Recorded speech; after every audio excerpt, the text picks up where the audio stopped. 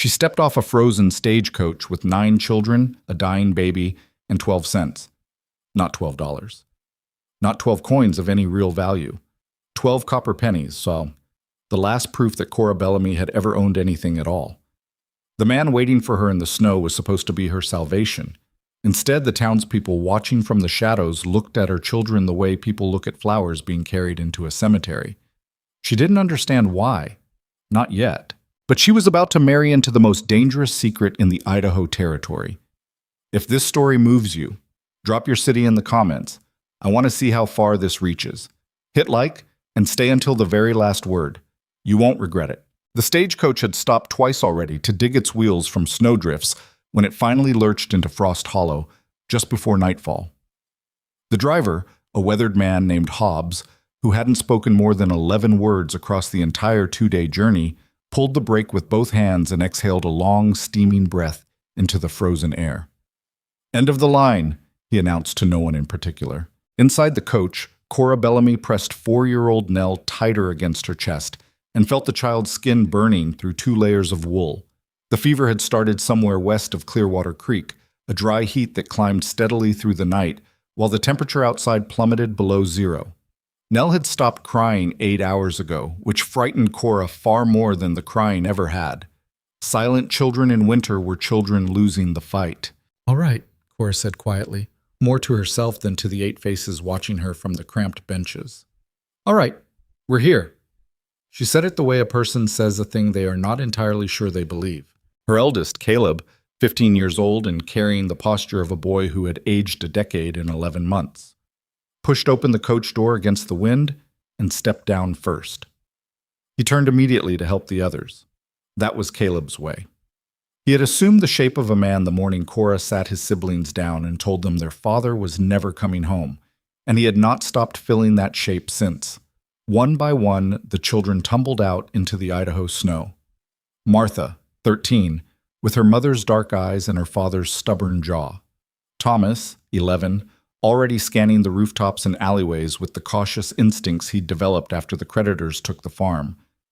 June, 10, clutching her battered notebook to her chest as though it contained something sacred, which, to her, it did. The twins, Samuel and Henry, 8 years old, grabbing at each other's coats out of habit. Pearl, 6, who refused to step into the snow without her boots properly buckled. Edmund, 5, silent as he always was after long journeys.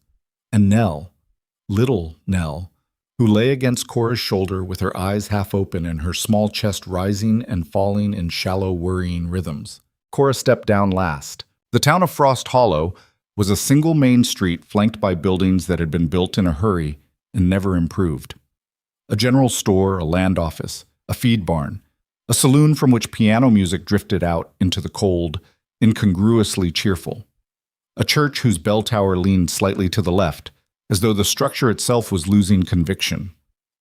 Yellow lamplight pressed against the windows of the buildings, and in several of those windows Cora could see faces. Watching. She had expected curiosity.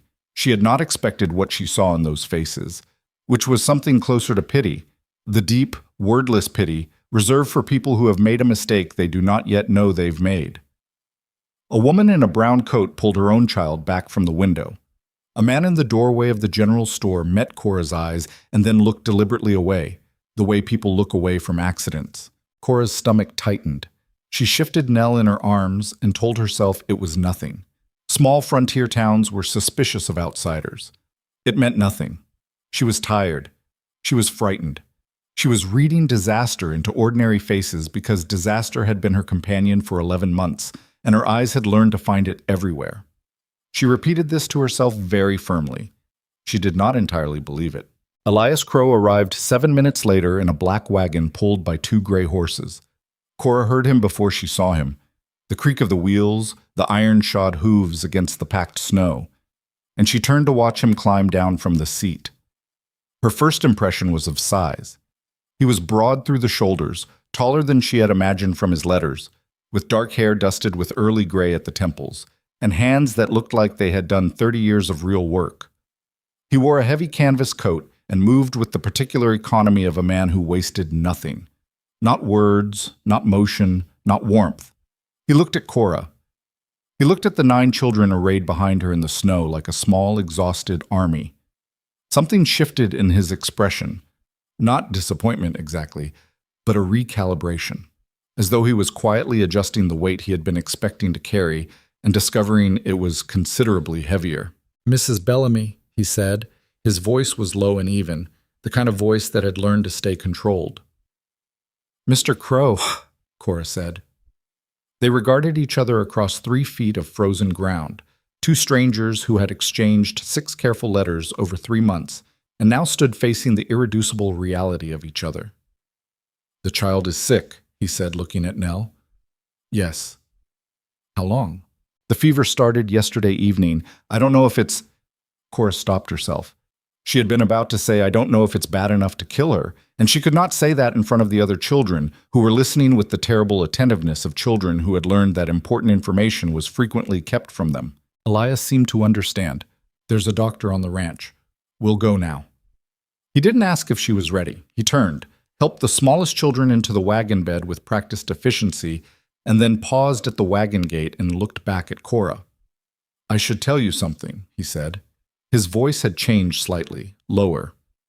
"Before we go, so you can make a different choice if you want to." Cora looked at Nell. She looked at Hobbs, who was already unhitching the horses and had made very clear he would not be returning to Clearwater Creek until morning. She looked at the town of Frost Hollow, whose inhabitants were still watching from their windows with that terrible wordless pity. "Tell me on the way," she said, and climbed into the wagon. The road to Crowe Ranch ran north along a frozen creek bed for 4 miles before climbing through a stand of pine trees and opening onto a long, dark valley. Elias drove in silence for the first mile.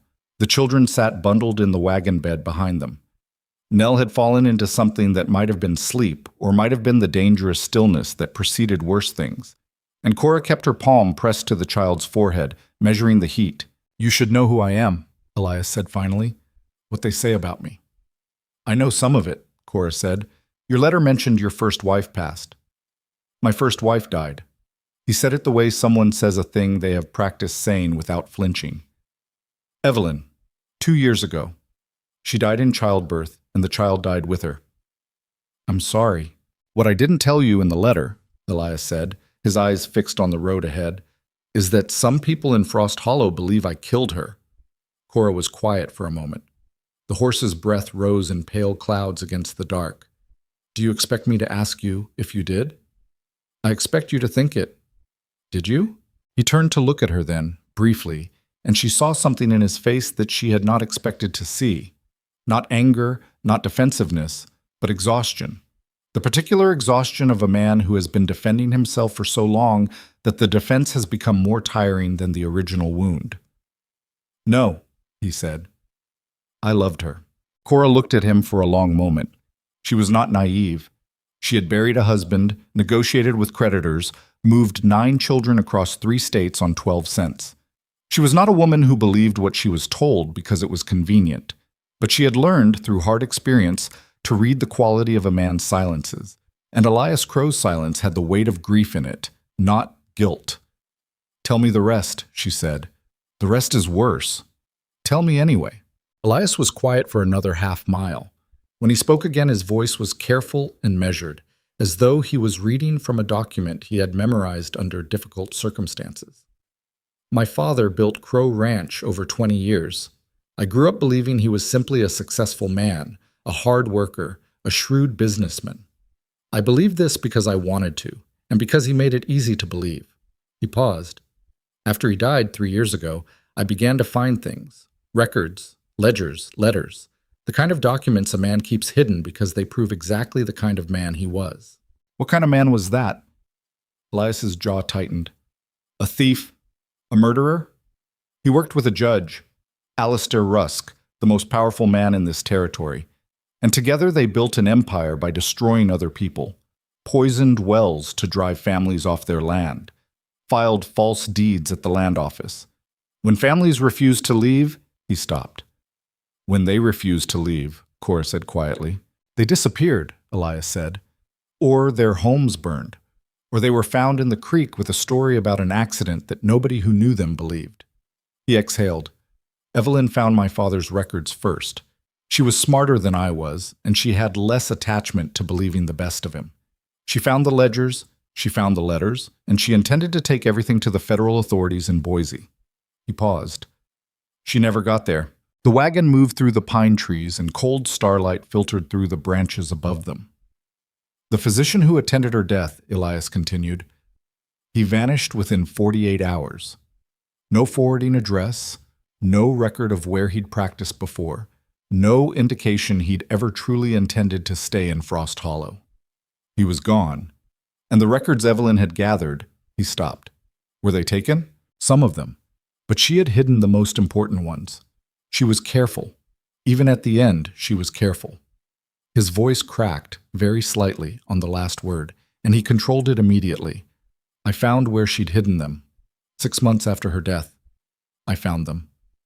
And Judge Rusk? Knows I have them. Has known for over a year. Elias glanced at her. Which is why I need you to understand something, Mrs. Bellamy.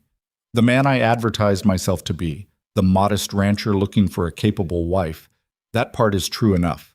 But the situation you're riding into is not modest. It's dangerous. And I did not adequately convey that in my letters because I was... He paused, seeming to search for the honest word. Because I was lonely and afraid, and I wanted to believe I could protect you from it. Cora looked at Nell, sleeping against her shoulder. She looked back at the road ahead. If I had known all of this in Clearwater Creek, she said slowly, I would still have had 12 cents, 8 healthy children, and 1 dying one. The calculus would not have been different. Elias said nothing. Drive faster, Cora said. My daughter needs medicine. Crow Ranch appeared at the end of the valley like a small, improbable civilization. The main house was large and solidly built, 2 stories of pine and stone with a covered porch running the full width of the front, lamplight burning in several windows. Behind it, Cora could see the dark shapes of a barn, a stable, a bunkhouse, and what appeared to be a cookhouse with smoke rising from its chimney. The smell of burning pine and something cooking, something hot and substantial, drifted across the cold air. Despite everything, Cora's throat tightened with something close to relief. The front door opened before the wagon had fully stopped, and a woman stepped onto the porch who managed to fill that doorway with a presence that had nothing to do with size. She was perhaps 60, with white hair pinned severely back and sharp gray eyes behind steel-framed glasses. She wore an apron over a dark dress, and she was already evaluating the situation in the wagon with the systematic efficiency of someone who had managed crises before and had opinions about how they should be managed. This is my aunt, Elias said, Lenora Crowe. I can introduce myself, the woman said crisply, descending the porch steps. She went immediately to Cora and looked at Nell. Her hands moved to the child's forehead, her neck, her wrist, with the practiced economy of someone who had done this before. Fever's been on her 2 days? Since yesterday evening, Cora said. Then it hasn't peaked yet. Bring her inside. Lenora was already turning back toward the house. Boys, unload the wagon. There's stew on the stove and bread on the board, and you'll eat before you sleep, not after. Girls, follow me upstairs. Someone needs to tell me everyone's name, and I suggest you speak clearly because I don't repeat myself. There was a brief, stunned silence from 8 children who had spent nearly a year being the oldest, most responsible people in any room they occupied. Then Martha said very quietly, Yes, ma'am, and followed. Within 20 minutes, the children were seated at a long kitchen table consuming stew and bread with the concentrated ferocity of children who had been rationing for months. A ranch hand named Douglas, young, red-haired, with the solemnity of someone given specific instructions about how to behave, kept the bread coming without being asked.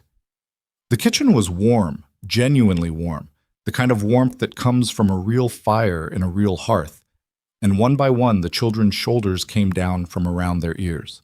Upstairs, Lenora had Nell in a clean bed with a cool cloth on her forehead and a mustard plaster on her chest and a cup of willow bark tea at the ready for when the child was conscious enough to drink it.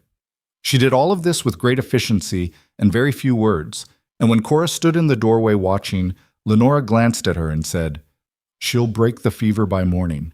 The lungs sound clear, which is the thing that matters. You're certain? I'm experienced, Lenora said, which at my age is better than certain. She pulled the blanket higher on Nell's small shoulders. She's a fighter. I can see it in her face. She is, Cora said, and her voice very briefly gave way under her. Lenora looked at her over the glasses. When did you last eat something? Cora tried to remember. Yesterday morning. Then go downstairs and eat before you fall over. She turned back to Nell with the manner of someone who had concluded this portion of the conversation. I'll stay with the child.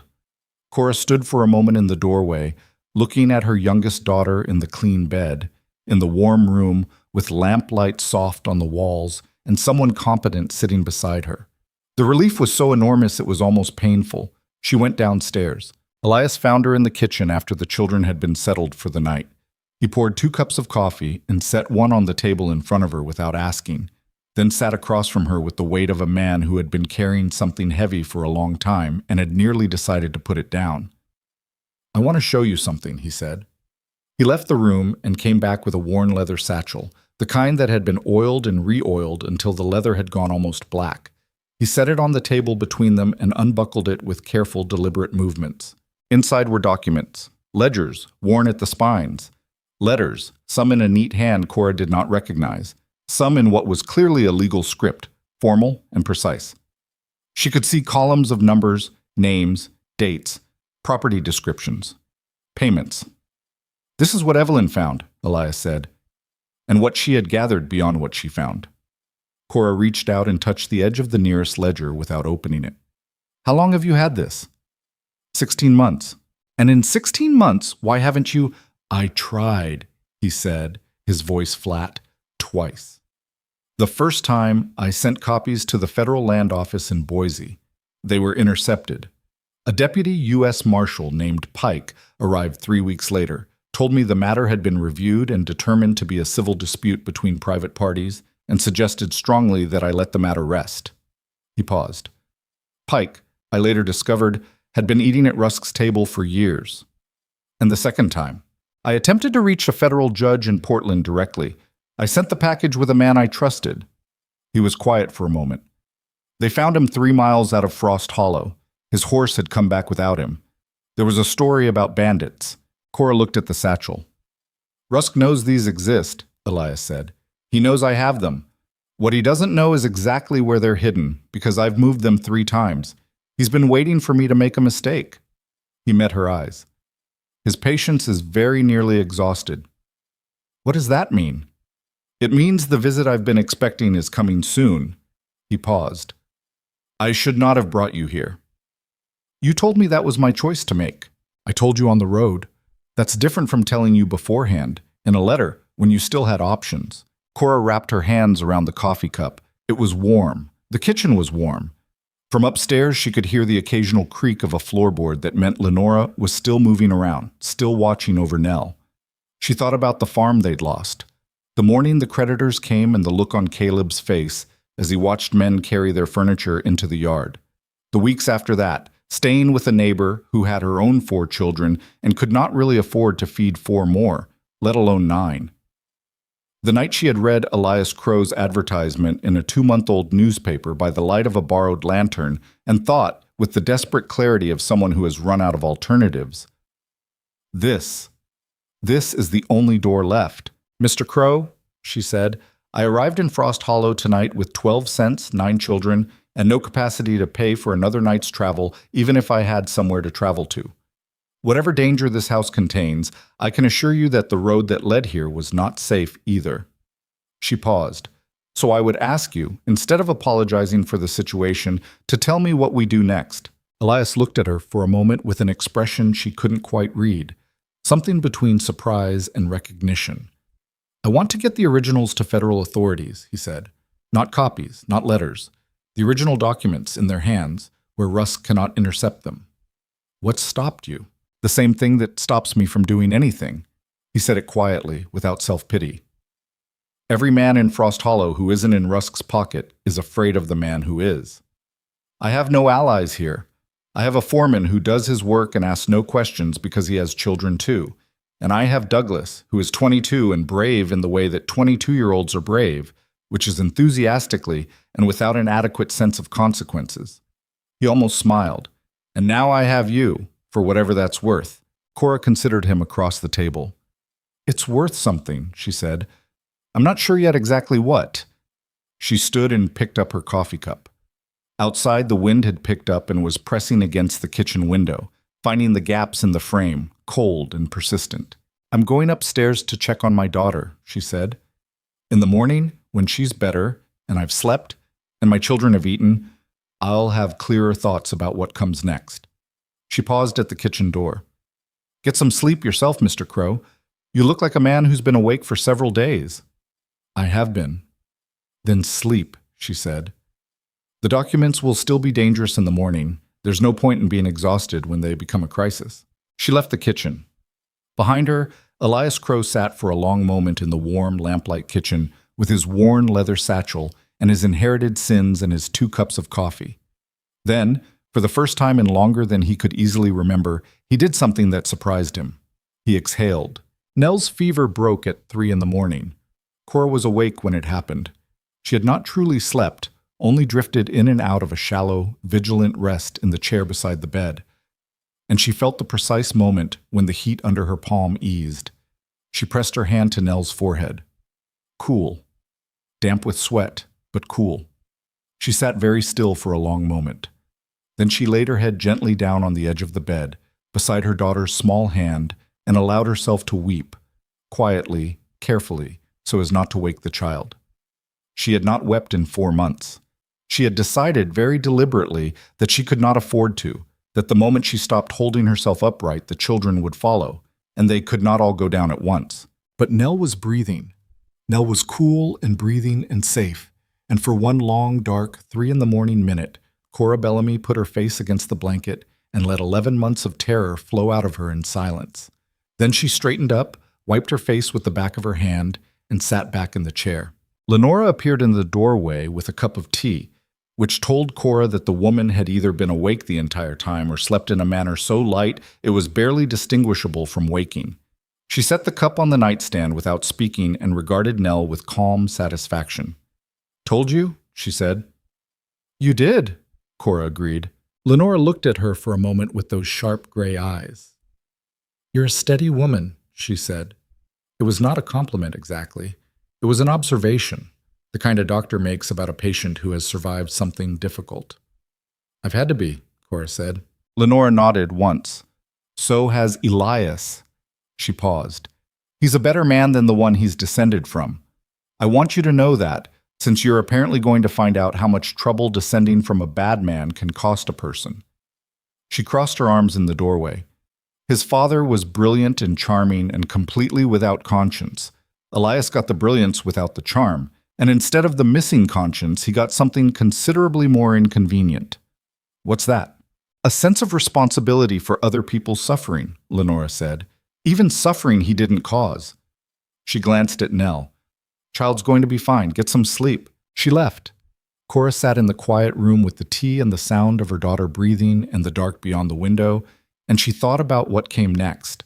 She thought about a satchel full of documents, about a judge who had intercepted letters and silenced witnesses and was running out of patience, about 8 children sleeping in borrowed beds in a house she didn't own in a valley she had never seen before tonight. She thought about Caleb, 15 years old, with his father's jaw and his mother's eyes, carrying adult burdens that had been lowering themselves onto his shoulders for 11 months. She was not afraid. That surprised her a little. She had been afraid, continuously and exhaustively, for so long that its absence felt almost strange, like stepping out of wind into sudden stillness. What she felt instead was something harder to name, a settling, a clarification.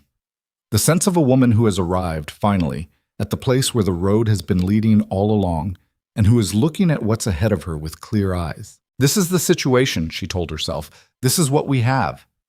Now what do we do with it? Outside, the Idaho wind pressed against the window.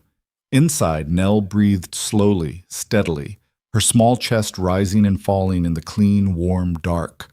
Cora picked up the tea. She drank it. She did not go back to sleep. The house was still. The children were breathing. The documents were hidden. And in Frost Hollow, a judge with a long reach and a short temper had already decided that tomorrow was the day he would end this. Morning came slow and gray to the valley. The kind of winter dawn that doesn't so much arrive as seep, a gradual lightening of the dark rather than any real warmth. By the time Cora came downstairs, Lenore had already been in the kitchen for what appeared to be several hours. There was fresh bread cooling on the board, a pot of oatmeal on the stove, and a second pot of coffee that smelled strong enough to stand a spoon in. Nell was sitting up in bed when Cora checked on her at first light. Her color had returned, not fully, but enough. She looked small and pale and slightly confused, the way children look after a high fever breaks, as though they've been somewhere far away and haven't entirely come back yet. But her eyes were clear, and when Cora pressed a hand to her forehead, the skin was cool and dry, and that was everything. "Mama," Nell said. "I'm here," Cora said, and sat on the edge of the bed and held her daughter's hand and didn't say anything else for a while because there wasn't anything else that needed saying. The other children came down to breakfast in stages, drawn by the smell of bread and the comparative warmth of the kitchen. They were quiet and careful, the way children are in a house they don't yet understand, picking up the rules of a new place by observation rather than inquiry, watching the corners of rooms and the expressions of adults. Caleb came last. He stood in the kitchen doorway for a moment, reading the room, then located his mother at the table and the particular set of her shoulders that meant we are all right, for now. And some of the tension went out of his face. He sat beside her. He didn't ask questions. He ate. Elias appeared mid-morning, having apparently done several hours of ranch work before most of the household was awake. He came in through the back door, knocked the snow from his boots, and took the coffee Lenora handed him without being asked. He looked at the children arrayed around the kitchen table with an expression that Cora found difficult to categorize. Not discomfort, exactly, but something like a man who had forgotten what it felt like to have a house full of noise and movement and was relearning the sensation in real time. "The child?" he asked Cora quietly. "Fever's gone," she said. "She's awake and asking for bread and butter." Something passed across his face. "Good," he said, and the word carried more weight than a single syllable should. They did not speak about the satchel that morning. They did not speak about Judge Rusk, or the documents, or the 2 attempts Elias had already made to get the evidence to federal hands. The children were present, and the morning was fragile, and there was an unspoken agreement between Cora and Elias that certain conversations required a different kind of quiet than a kitchen full of children could provide. But the agreement dissolved by noon, when Douglas came in from the eastern pasture with his red hair plastered flat under his hat and his expression stripped of its usual easy confidence. He went directly to Elias and spoke low, but not low enough. "Riders," he said, "2 of them. Sitting on the ridge above the creek, east-facing. Been there since before sunrise, far as I can tell." The kitchen went still. Even the younger children felt it. The sudden change in the air, the way Elias set down his coffee cup with careful, deliberate control. "How many?" Elias said. "2 that I can see. Could be more back in the trees." "Armed?" Douglas looked at him with the expression of a man who considers the question to have an obvious answer. "This is Idaho territory," he said. "Everybody's armed." Elias looked at Cora. She looked back at him steadily. "Thomas," she said without raising her voice. Her 11-year-old looked up from the corner where he'd been pretending to be interested in a crack in the wall. "Take your brothers and sisters upstairs," she said. "Take the bread with you. Don't come down until I come get you." Thomas was on his feet before she finished the sentence. He had that instinct, the same one Caleb had, the ability to read the architecture of a situation and act without requiring explanation. He gathered the younger children with quiet efficiency, shooting a look at Caleb that asked a question, and Caleb answered it with a small shake of his head. "Stay with them." Within 2 minutes, the kitchen held only 4 people: Cora, Elias, Lenora, and Douglas. "They're watching the house," Elias said. It was not a question. "Yes," Douglas said. "Then he already knows she arrived." Elias set both hands flat on the table, looking down at them. "I had hoped for more time." "Who?" Cora asked, though she already knew. "Rusk." Elias looked up. "He'll have known by last night. Frost Hollow doesn't keep secrets from him. Half the town owes him something, and the other half is afraid of him." "What does he want from you, specifically?" Cora said. "Right now, at this moment, what is his immediate object?" "The originals," Elias said. "He knows copies exist. He intercepted the copies I sent to Boise and managed to have them dismissed. but original documents signed in his own hand with original payments recorded in his own father's ledger and countersigned by his own, those he cannot dismiss. Those, in front of a federal judge, would end him. Then why hasn't he simply come and taken them? Because he doesn't know exactly where they are. Elias looked at her. And because killing me creates a different set of problems. A living man can be discredited. A dead man becomes a martyr, and dead men's secrets have a way of surfacing. He paused. So he watches. He waits. He applies pressure until I make a mistake. What kind of pressure? Cora said. The answer came 3 hours later, when a rider arrived at the front gate with a folded paper and a look on his face of someone who has been paid specifically not to have opinions about what he's carrying.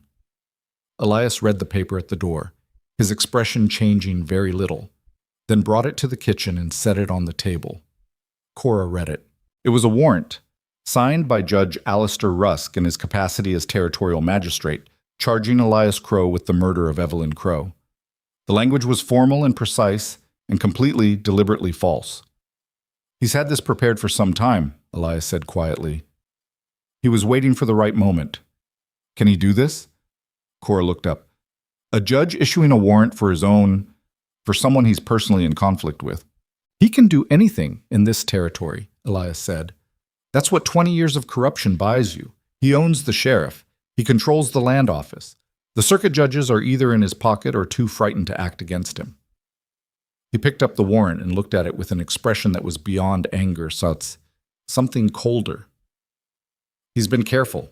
Every step has been legal on its face. That's his particular genius. When will they come? Lenora asked. She had been standing at the counter with her arms folded, saying nothing, watching Cora's face with the evaluating attention of someone taking a long measurement. Today, Elias said. The rider was a courtesy, a formal notice. He looked at Cora. He's giving me the chance to surrender myself and avoid the appearance of violence. And if you go? Elias said nothing. He didn't need to. Cora understood. If Elias went with them, the documents lost their guardian. There would be nothing standing between Rusk and the satchel. And with Elias in a jail cell under a false murder charge, there was no one to vouch for what the documents proved, no one to carry them to the right authorities, no one who knew the full history well enough to explain what they meant. And with Elias in a cell, Cora and 9 children would be alone in this house with whatever Rusk decided to do next. She sat down at the table. She pressed her palms flat against the wood. She thought. Where are the documents? She said. Elias hesitated. One beat, just one, the hesitation of a man deciding how much to trust. And then he told her. There was a false floor panel in the tack room of the stable, 3rd stall from the left. Beneath it, a tin box. Inside the box, the satchel, wrapped in oilcloth to protect it from moisture. If they come for me, he said, don't try to stop them. Let them take me. If you fight them here, they have an excuse for more violence, and I'd rather be in a cell than give Rusk a pretext to burn the house down. He looked at her very directly. But the documents need to reach a federal marshal, not a territorial authority. Federal. The nearest? A marshal named Everett Shaw operates out of the federal courthouse in Brixton, 60 miles northwest. He paused. He's been investigating Rusk for over a year. I know this because Evelyn found a letter from him in the early stages of his investigation, before Rusk managed to have it quietly buried. If anyone can act on what's in that satchel, it's Shaw. 60 miles, Cora said. In good weather, 2 days by horse. In this snow, he paused. Longer. They looked at each other across the kitchen table. You're going to go with them, Cora said. It was not a question. I don't see another way, he said. If I resist, people get hurt. Your children are in this house. And if you go, we're alone here with the documents and whatever Rusk decides to do next. Yes. Cora was quiet for a moment. Then she said, Before they come, is there anything else I need to know? Anything you haven't told me? Elias looked at her for a long moment. There's a letter, he said finally, in the tin box with the documents. Evelyn wrote it shortly before she died. I found it with the ledgers. He stopped. She wrote it to me. She asked me to do exactly what I've been trying to do. Expose the evidence, return what was stolen. She knew, I think, that she might not get there herself. His voice was very quiet now. "I've read it more times than I can count. And every time I read it, it reminds me that I haven't failed her yet. Not yet." He paused. "Don't let me fail her." Before Cora could answer, they heard the sound of horses at the gate. Rusk arrived at the head of a column of 6 armed men, but rode alone up the path to the front porch with the assurance of a man who has never needed to hide behind numbers. He was perhaps 65, with the deep-set eyes and silver hair of a man who had spent decades being the most important person in any room he entered. He wore a judge's coat, heavy black wool, and he dismounted with the ease of a man who was comfortable on horseback and comfortable in authority and saw no meaningful distinction between the two. Cora was standing on the porch when he arrived. She had decided that deliberately while Elias was still inside. Rusk stopped at the base of the porch steps and looked up at her with the particular expression of a powerful man encountering an unexpected variable. "Ma'am," he said, "I'm looking for Elias Crowe." "I heard," Cora said. Rusk regarded her. His eyes moved over her with quick, expert assessment, the kind of look a man gives when he's deciding how much of an obstacle something is. "You must be the widow from the advertisement." "Mrs. Bellamy," Cora said, "and you must be Judge Rusk." Something flickered in his eyes. He hadn't expected her to know his name with that particular quality of steadiness. "I have a lawful warrant for Mr. Crowe's arrest," he said. "I suggest you step aside and let the law proceed." "I've read the warrant," Cora said. "My husband was a lawyer before he became a farmer. I know what a lawful warrant looks like." The flicker again. Sharper this time. "Then you know this is lawful." "I know it has the right words in the right places," Cora said. "That's not always the same thing." The door opened behind her and Elias stepped out. He came to stand beside Cora on the porch, and something passed between them in that brief moment of proximity. Not a plan, nothing as organized as a plan, but an understanding. A mutual comprehension of what the next few minutes required. Rusk looked at Elias with an expression that was almost pleasant. "Elias, I think you know why I'm here." "You've been waiting to do this for over a year," Elias said. "I'm a little surprised it took this long." "I'm a patient man." Rusk's voice carried the easy confidence of someone who has never genuinely lost at anything. "Come along now. There's no reason this has to be unpleasant." Elias looked at Cora, a look that lasted perhaps 2 seconds and contained an entire conversation. Then he looked back at Rusk. "I'll come," he said, "under one condition." "You're not in a position to negotiate conditions. The condition is that your men stay off this property while I'm in your custody. Mrs. Bellamy and her children remain here undisturbed until this matter is resolved through legal proceedings." He paused. "That's not a negotiation, that's a requirement, in front of witnesses." Rusk glanced at his men. His expression was amused, the way a man is amused by a dog that has learned an impressive trick. "Fine," he said. "Your family stays." He said family with a slight particular emphasis that made it clear he had already decided how temporary an arrangement that would be. Elias descended the porch steps without looking back. One of Rusk's men came forward with a rope, and Elias allowed his hands to be bound with the stillness of a man who has made a decision and is no longer fighting it. Cora watched from the porch. She kept her face entirely still.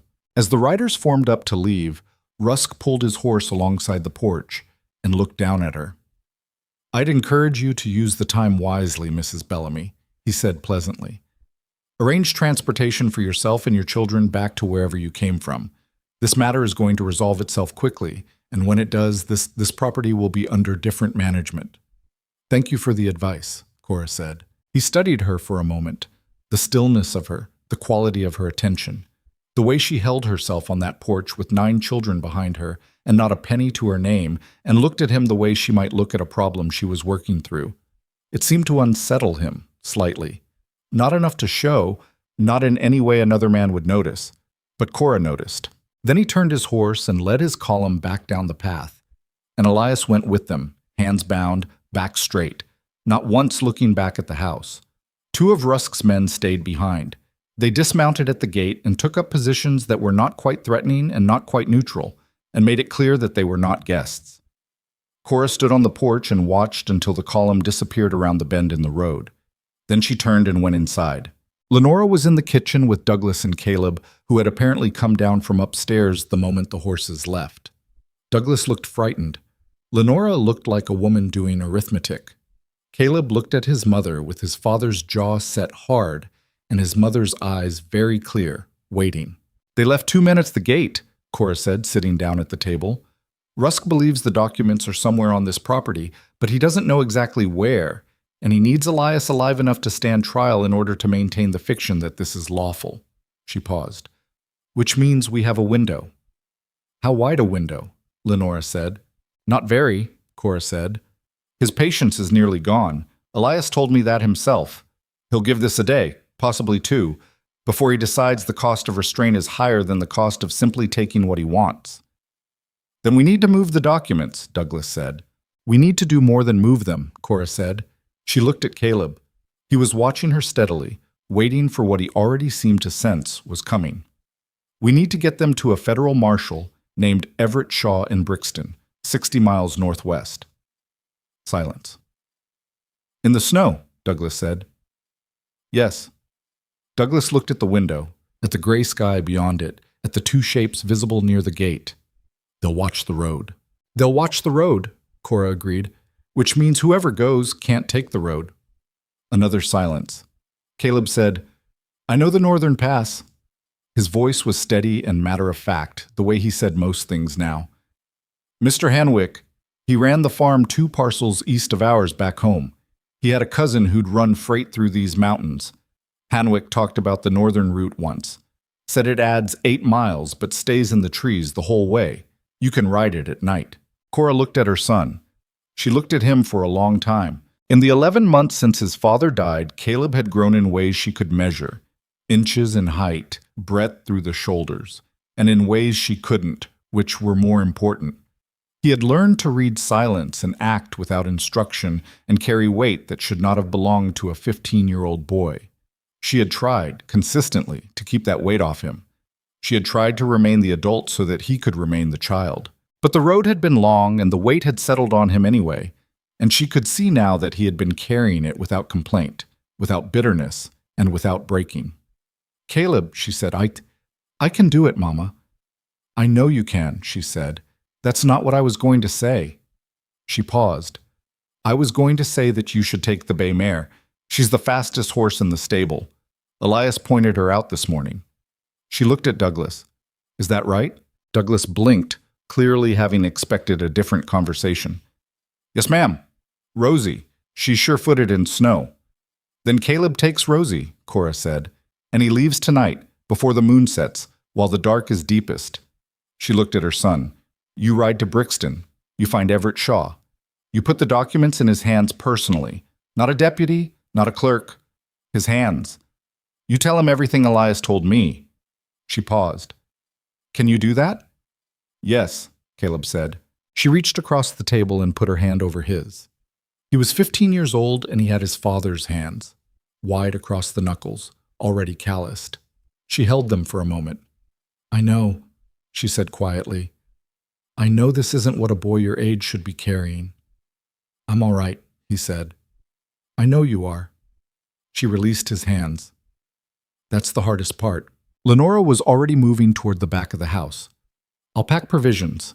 Enough for 3 days." She paused in the doorway. "And I'll see to the documents." She said it the way she said most things, as a fact already decided, requiring no further discussion. Douglas stood up. "I'll saddle Rosie quiet-like, back of the stable, away from the gate view." The kitchen emptied with that particular purposeful speed that comes when people who have been frightened find something useful to do with their hands. Cora sat alone at the table for a moment.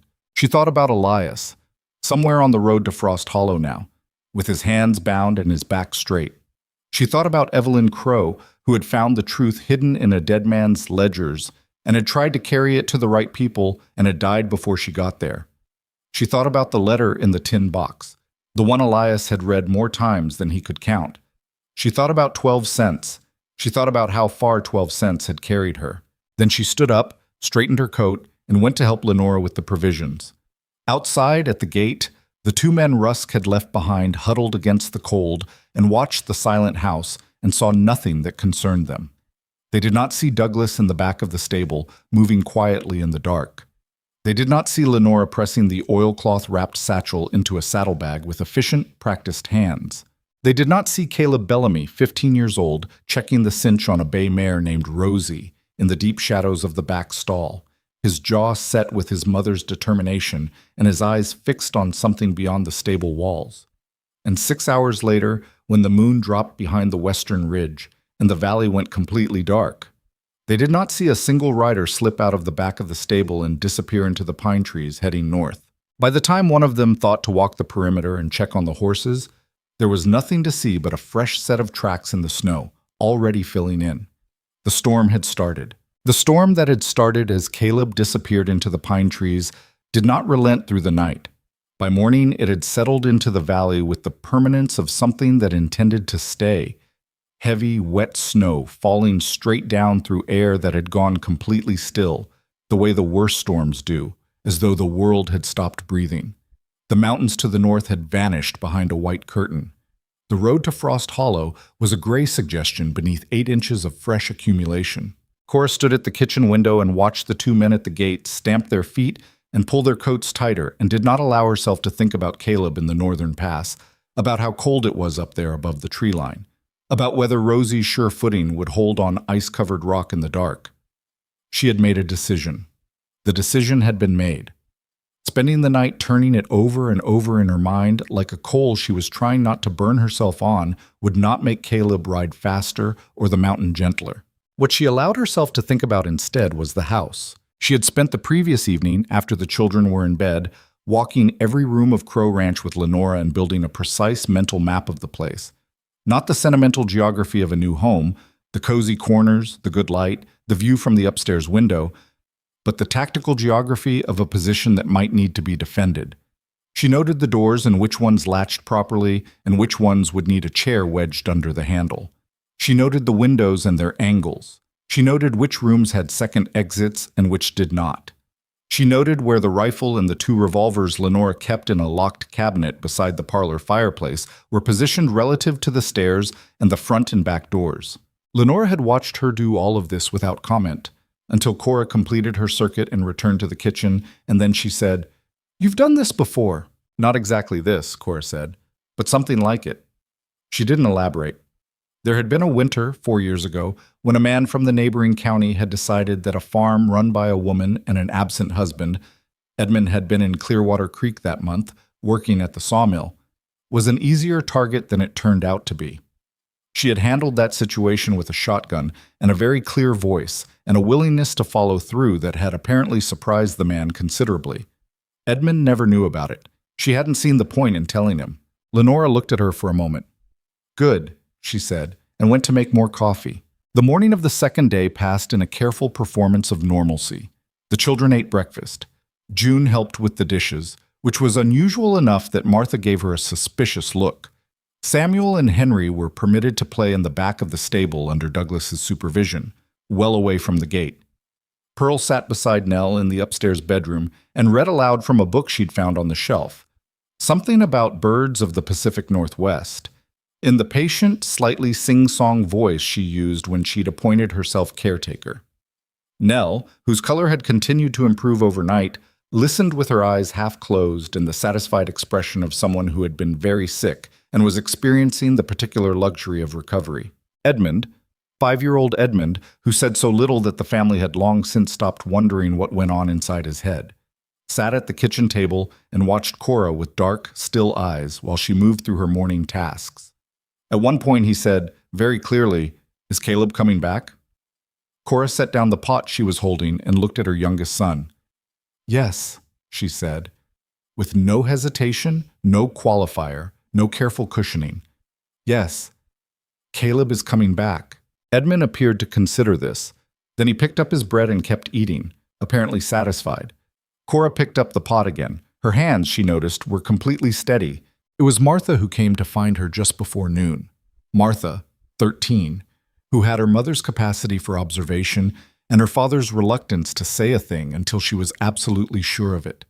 She appeared in the doorway of the back room where Cora was checking the latch on the rear window and stood for a moment with her arms crossed in an unconscious imitation of Lenora. "The men at the gate," Martha said. "There are 4 of them now." Cora straightened up and looked at her daughter. "When did the others arrive?" "About an hour ago. I've been watching from the upstairs window." Martha paused. "They're not just watching anymore. They moved one of them around to the south side of the property, along the fence line." Cora crossed to the window and looked out. She could see at the far edge of the south pasture the dark shape of a man on horseback sitting still in the falling snow. "He's watching the back of the house," Cora said. "Yes," Martha said. They were being encircled, slowly, methodically, with the patience of a man who had decided that the window he'd given himself was closing and had chosen to close it on his own terms. "All right," Cora said. "Go upstairs and stay with the little ones. Don't come down unless I call you." "Mama siha..." "Martha." She looked at her daughter directly. "I need you up there. You are the most capable person in those rooms. That's not something I say lightly." She paused. "I need to know that part of the house is handled so I can think about this part." Martha looked at her for a moment with those dark, serious eyes. Then she said, "All right," and went. Cora found Lenora in the parlor, already standing beside the locked cabinet. "You saw," Cora said. "I saw," Lenora said. She unlocked the cabinet and removed the rifle, a Winchester, well maintained, and set it on the parlor table. Then she removed the 2 revolvers and checked them with the practiced ease of someone who has handled firearms long enough that the motions are no longer conscious. "He'll come himself this time. He doesn't send the men first when he wants to make a point." "You know him," Cora said. Not a question. Lenora's expression didn't change, but something around her eyes tightened. "I've watched him operate in this territory for 20 years, she said. "I knew him when he was a circuit judge riding a tired horse and looking for opportunities. I watched him build himself into what he is now, 1 stolen acre at a time." She handed Cora one of the revolvers, handle first. "I also knew his wife, before she had the good sense to die and get away from him." She said it without apology, the simple arithmetic of an observation. "He believes women are scenery, useful scenery sometimes, but scenery. It's his most consistent mistake." Cora took the revolver. It was heavier than the one she'd used 4 years ago, better balanced. "When he comes," she said, "he'll offer me the same deal he offered Elias. Surrender, step aside, let him take what he wants." "Yes." "And when I refuse, he'll try something else," Lenora said. "He's not the kind of man who escalates immediately. He'll give himself another option first. He'll try to frighten you." She paused. "Don't let him see that it's working." "It isn't working," Cora said. Lenora looked at her over the glasses with an expression that was, for the first time, something close to warmth. "No," she said. "I don't think it is." Rusk arrived at 2 in the afternoon with 12 riders. He came in through the gate without pausing for permission, which told Cora everything she needed to know about the shift in his approach. The previous visit had maintained the fiction of legal process, the formal warrant, the request to step aside. This visit dispensed with the fiction. He stopped his horse at the foot of the porch steps and looked up at Cora, who was standing exactly where she had been standing 36 hours ago. She had the revolver in her coat pocket and Lenora's Winchester leaning against the wall just inside the front door, and she had spent the last 2 hours making a series of decisions that had cost her something. Not courage, exactly, but the comfortable distance between knowing what she was capable of and being required to demonstrate it. "Mrs. Bellamy." Rusk's pleasant voice had acquired a colder edge. "Where is the boy?" He knew about Caleb. Of course he knew. His men had found the tracks before the storm filled them in, had traced them north, had understood what the northern route meant. "My son is not your concern," Cora said. "Your son is carrying property that belongs to the court," Rusk said. "That makes him very much my concern." He leaned forward slightly on the saddle horn, a casual gesture that was carefully calibrated to project control. "Now, I'm going to ask you one time, politely, to tell me where he's gone and how long ago he left. And then I'm going to give you the opportunity to take your children and leave this property without further incident."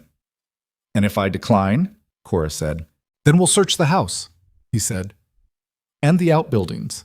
And if your son has taken what I believe he's taken, then whatever understanding I might have had about the welfare of the people on this property." He let the sentence complete itself in the air. Cora looked at him. She looked at the 12 men behind him, armed and arranged with the practiced spacing of people who have done this before. She looked at the snow still falling, straight and silent, and the mountains behind the house where her son was riding through the dark and cold toward a federal marshal 60 miles away. She thought about how much time Caleb needed. She had promised herself she would not do something reckless. She had promised herself that she would not exchange 9 children's safety for a principle, however righteous the principle was. She had run these calculations through the night and in the gray morning hours, and she understood them completely, and she had arrived at a conclusion that she was now, standing on this porch with a revolver in her coat pocket, prepared to enact. The conclusion was this: Rusk needed her cooperation more than he needed her compliance. He needed her to tell him which route Caleb had taken, and how long ago, and where he might intercept him before he reached Brixton. A search of the house and the outbuildings would find nothing. The documents were already 2 mountain passes away from this ranch. He could tear the tack room apart and find an empty tin box and sawdust. So what he needed, and what she would not give him, was information, which meant that as long as she gave him nothing, Caleb kept his lead. "I have nothing to tell you," she said. The pleasantness left Rusk's face. What remained was something cleaner and colder, the actual face beneath the judicial mask, and she could see in it the man who had built 20 years of corruption with patience and intelligence and a complete absence of the thing that slows most men down, which is doubt. "Search the house," he said to the men behind him. 4 of them dismounted and came toward the porch. Cora stepped back and picked up the Winchester. She did not point it at anyone. She held it with the barrel down correctly, in the way of someone who knows how to use it and is choosing, deliberately, not to use it yet. But the act of picking it up changed the geometry of the porch completely, changed what the 4 men approaching it were walking toward, and changed the calculation behind their eyes. They stopped. From above, from the upstairs window that faced the porch, came the sound of a window sliding open. Lenora's voice came down clearly in the cold air. "I have the south-facing window," she said, with the calm of someone announcing a weather observation. "The 4 of you are in it." Rusk looked up at the window. He looked back at Cora. Something moved through his expression, a rapid, expert reassessment of variables. "You're making a serious mistake," he said. "I've made serious mistakes before," Cora said. "I survived them." "You're 1 woman with a rifle." "2 women," Cora said. "And my daughter is 13, and she's been watching your men's positions from the east window for the past hour."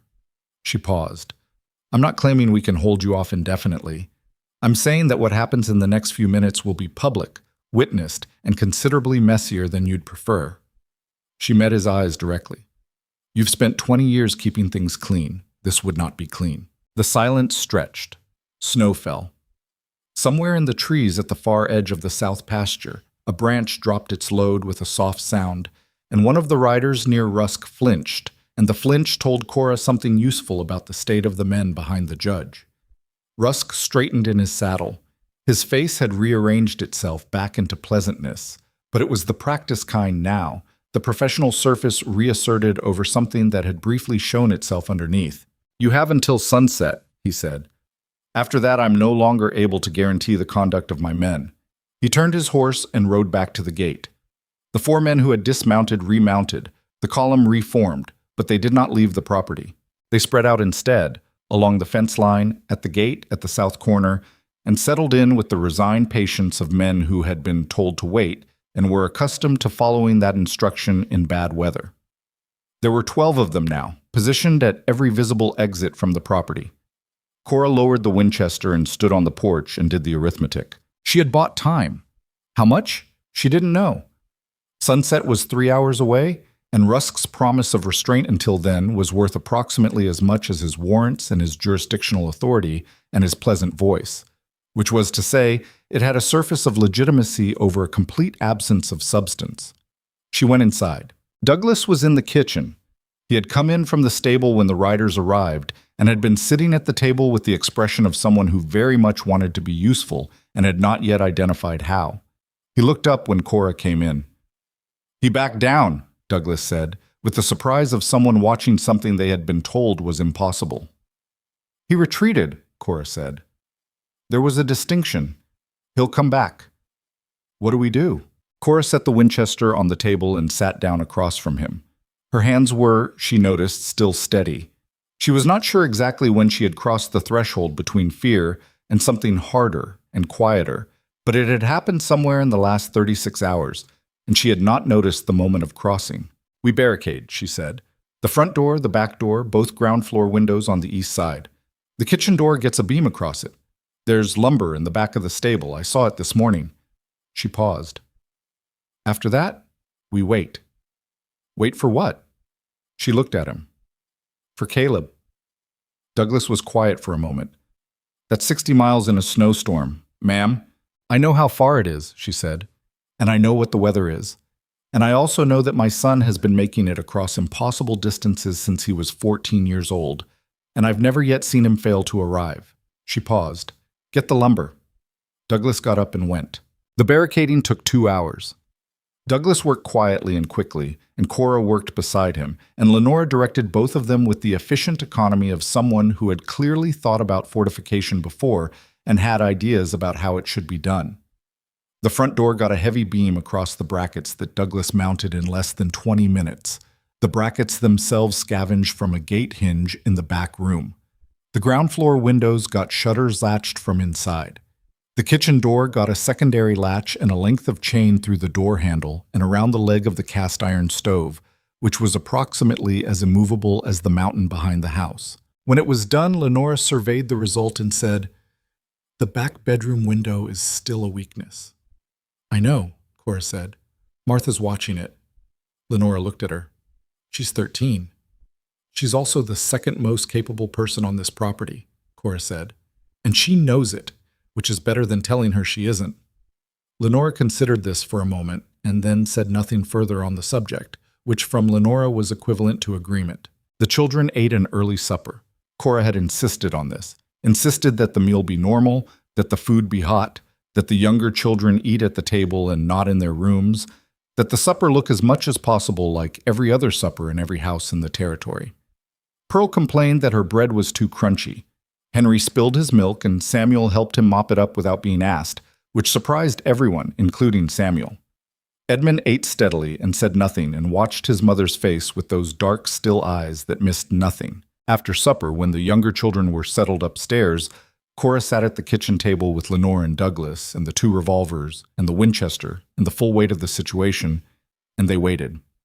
An hour before sunset, Rusk made his move. Not with the men at the gate, not the direct frontal approach. What Cora had not accounted for, in her careful geography of the house, was the woodshed that abutted the east wall, which shared a partial roof overhang with the kitchen, and from which a man with determination and a pry bar could reach the kitchen window shutter without being visible from the front or back of the house. She heard the sound, a soft, persistent, methodical sound, and recognized it for what it was before Douglas did. "Kitchen window," she said, and was already moving. She reached the kitchen as the shutter gave way. The window behind it was still latched, a simple hook and eye latch that would last approximately 4 more seconds. She crossed the kitchen in 6 steps, put her back against the wall beside the window, and waited. The latch gave. The window came open, and a man started through it, and Cora put the barrel of the revolver against his jaw and said, very quietly, "Don't." He stopped.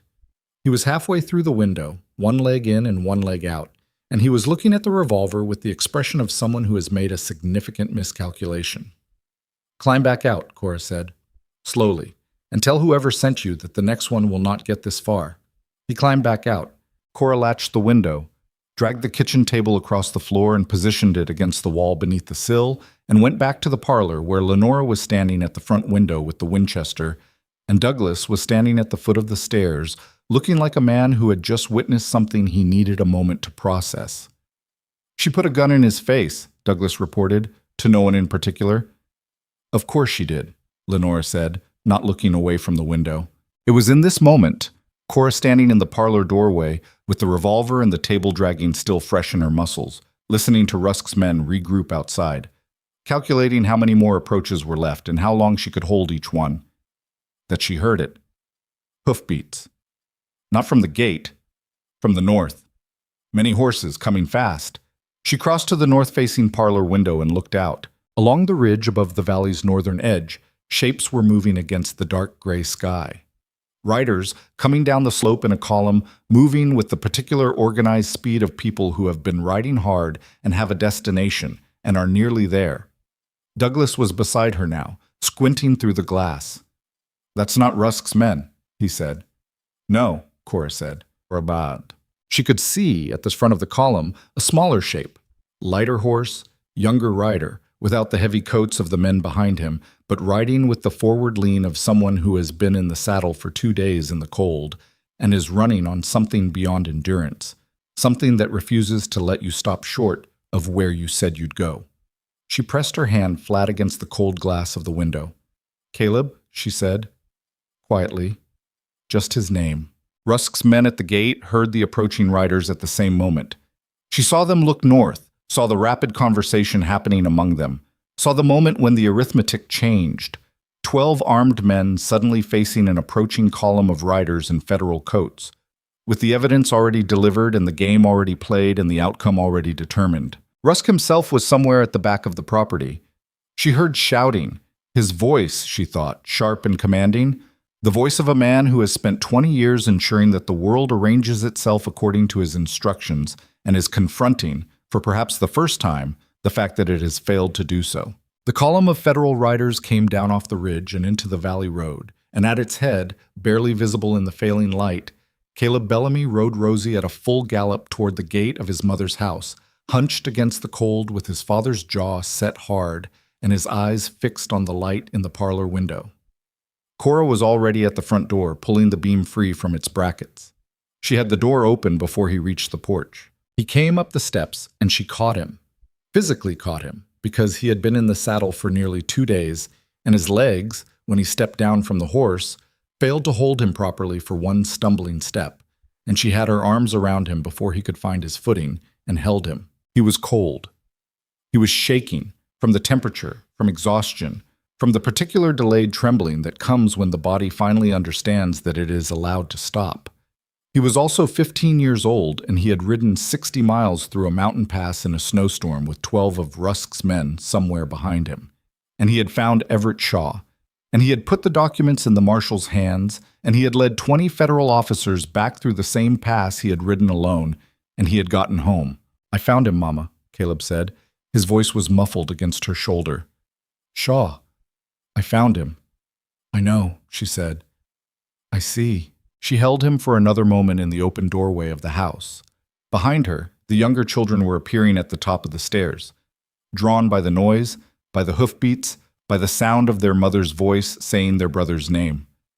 Pearl came first, then Edmund, then the twins with their boots unlaced, then June with her notebook still in her hand as though she'd been writing when she heard it. Outside, in the falling dark, 20 federal officers were spreading across the valley in disciplined, practiced formation, and somewhere behind the house she could hear Rusk's voice rising in register, acquiring the sharp edge of a man who has built his entire world on a foundation that has just given way. She didn't go outside yet. She stood in the doorway with her son and let the sound of that particular unraveling wash past her into the cold night air. There would be time, soon enough, for everything that came next. Marshal Everett Shaw was not what Cora had imagined. She had constructed, in the space of 2 days, a mental image of the man based on what Elias had told her. A federal marshal investigating Rusk for over a year, careful enough to have survived that investigation, experienced enough to have been assigned to the most corrupt territory in the district. She had imagined someone older, perhaps, or harder looking. Someone whose authority announced itself in his physical presence the way Rusk's did. Shaw was perhaps 45, lean through the shoulders, with a quiet, methodical face, and the kind of eyes that processed a room before the rest of him had finished coming through the door. He took off his hat when he stepped onto the porch and spoke to Cora with the directness of a man who did not believe in preamble. "Mrs. Bellamy," he said, "your son is one of the best things I've seen in 20 years of this work. I want you to know that."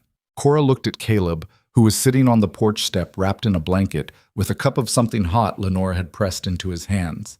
He was already half asleep, swaying very slightly with the particular boneless exhaustion of a body that had spent everything it had and was in the process of collecting the debt. "I know," she said. She looked back at Shaw. "What happens now?" "Now," Shaw said, We take the documents into federal custody and secure the people on this property. Mr. Crowe is being released from the Frost Hollow jail as we speak. I sent 6 men ahead when your boy reached us. We had enough in our hands by then to justify it." He paused. "Rusk will be taken in for questioning tonight." "He'll claim jurisdiction," Cora said. "He'll argue this is a territorial matter." Shaw looked at her with an expression that was almost, but not quite, a smile. "He can argue whatever he likes from inside a federal holding cell." He paused. "I understand you've had an eventful 2 days." "We managed," Cora said. "I can see that," he said, and looked at the front door, at the beam still propped against the wall beside it, at the chain still looped through the kitchen door handle, visible through the side window. His expression said, very quietly, that he understood exactly what kind of managing had taken place, and that he was filing it away with the careful attention he gave to things that impressed him. Rusk's men were disarmed and held at the gate under federal authority, which they accepted with varying degrees of grace. 2 of them complied immediately, with the resigned expressions of men who had always known the odds of this particular employment and had simply hoped the reckoning would come after their tenure. The others required more persuasion, but Shaw's officers were practiced and patient, and within the hour every man who had been positioned around Crow Ranch was either in custody or had made the decision to ride hard in a direction that was not Frost Hollow.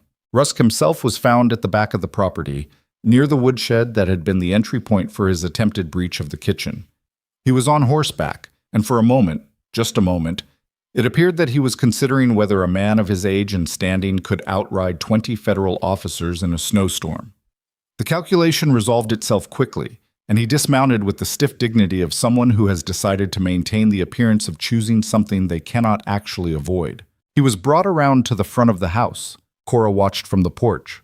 She watched the way he walked, still upright, still controlled. The bearing of a man who had spent 40 years as the most powerful person in any room and had not yet fully accepted that this particular room had different rules. He looked at her as he passed the steps, and in that look was something she recognized. Not fear, not quite, but the recalculation of someone who has encountered a variable they significantly underestimated and is in the process of revising their understanding of it. She held his gaze until he looked away first. It was, she decided, a small thing, but she allowed herself that much. The night was long and cold and full of the necessary machinery of official process. Shaw's officers moving through the property, cataloging and documenting, taking statements from Douglas and Lenora with the patient thoroughness of people building a case that would need to hold together in a federal court. Cora answered questions for 2 hours at the kitchen table. She was precise and complete and did not editorialize, having learned from her husband's brief legal career that the most useful testimony was the kind that stated facts and let the facts carry their own weight. Elias arrived near midnight. She heard the horse first, then the voice outside. Elias's voice, speaking to one of Shaw's officers at the gate. And then the front door opened and he came in. He was pale from 2 nights in a cold cell, and there was a bruise along his jaw that hadn't been there when he left. And he moved like someone whose ribs were providing more discomfort than he intended to show. But he was upright, and he was present. And when he stepped into the kitchen and saw Cora at the table, his face went through several expressions in quick succession before settling on something she could not entirely name. "You held them off," he said. "We held them off," Cora said. "Lenore did the upstairs window. Douglas did the lumber. Martha did the east wall." She paused. "Caleb did the 60 miles. Elias looked around the kitchen. His gaze moved over the barricade marks, the displaced furniture, the chain still looped through the door handle. He looked at it the way a person looks at evidence of something they weren't present for but can reconstruct from the physical record. "The children," he said. "All of them fine," Cora said. "Nell is better. Caleb is asleep on the parlor floor because he refused to go upstairs, and I decided not to fight that particular battle." Elias sat down heavily across from her. He set his hands on the table and looked at them for a moment. His knuckles were raw. From the cell, she guessed, or from something that had happened before the cell. "The documents?" he said. "In Shaw's custody," she said. "The originals. He has everything." Elias closed his eyes. It lasted perhaps 3 seconds, that stillness. 3 seconds of a man releasing something he had been holding for 16 months, and possibly longer. Then he opened his eyes and looked at her, and in his face was something she had not seen there before. which was the particular quality of a man who has put down a weight he was no longer sure he could carry and discovered, with surprise, that his legs still work. "Thank you," he said. He said it the way people say things that are too simple for the occasion and too true to replace with something more elaborate. "Don't thank me yet," Cora said. "Rusk is in federal custody, not convicted. There'll be a trial. There may be people who try to interfere with it." "There will be," Elias agreed. "Rusk has allies we haven't identified. Some of them have enough distance from his crimes to survive scrutiny." He paused. "But the originals change the geometry of it. Copies can be dismissed. Original documents in a man's own hand." He stopped. That was what Evelyn understood. She was always smarter about the practical details than I was. They were quiet for a moment. Outside, the snow had finally stopped, and through the kitchen window the sky was beginning to show the first gray softening of pre-dawn. "There's something I need to tell you," Elias said. He seemed to choose his words with particular care. "About the cell." Cora waited. "Russ came to see me the first night," he said. "Not officially, after the sheriff had gone home. He came himself." He looked at his hands on the table. "He told me, and this is the part I need you to hear, he told me that the simplest resolution was for me to sign over the ranch, deed it to a holding company he controls. In exchange, he would drop the charges, allow you and the children to leave safely, and guarantee that no one would pursue the matter further." "And you said no," Cora said. "I said no." He looked up at her. "He told me that the woman and her children weren't worth a piece of land and a stack of old papers. That was the phrase he used. The woman and her children." Something moved through his expression. He meant it as an argument, as a logical point. He thought it would persuade me. "It didn't," Cora said. "No," he said, because he was wrong about the logic. The woman and her children were precisely the reason the papers mattered. He looked at her very directly. "People have been losing everything to men like Rusk and my father for 20 years in this territory. Farms, wells, livestock. Some of them lost more than that. And every time it happened, the logic was the same. The cost of fighting is higher than the cost of giving in. And people gave in, because they were alone and afraid, and the math seemed correct." He paused. "It isn't correct. It was never correct. It just looked that way because no one had stayed long enough to finish the calculation." Cora was quiet for a moment. Then she said, "Elias?" He looked at her. "Sleep," she said. "Whatever else needs to be said can be said after you've slept." He almost smiled. It changed his face considerably. "You said that to me the first night, too." "It was good advice then," she said. "It's good advice now." He got up. He paused at the kitchen doorway. "The tin box," he said. "Shaw would have taken it with the other documents. Did you? Was there a letter?" "I know about the letter," Cora said. "I didn't read it. It wasn't mine to read." He looked at her for a moment in the doorway. "Shaw will have it," she said. "It'll be returned to you when the documents are processed. He told me that himself." Elias nodded once, then he went. She listened to his footsteps on the stairs, slow and careful, the footsteps of a man whose ribs were informing him of their opinions about each step, and then the creak of the upstairs floorboards, and then quiet. Cora sat alone in this kitchen with the last of the coffee and the coming dawn, and thought about very little.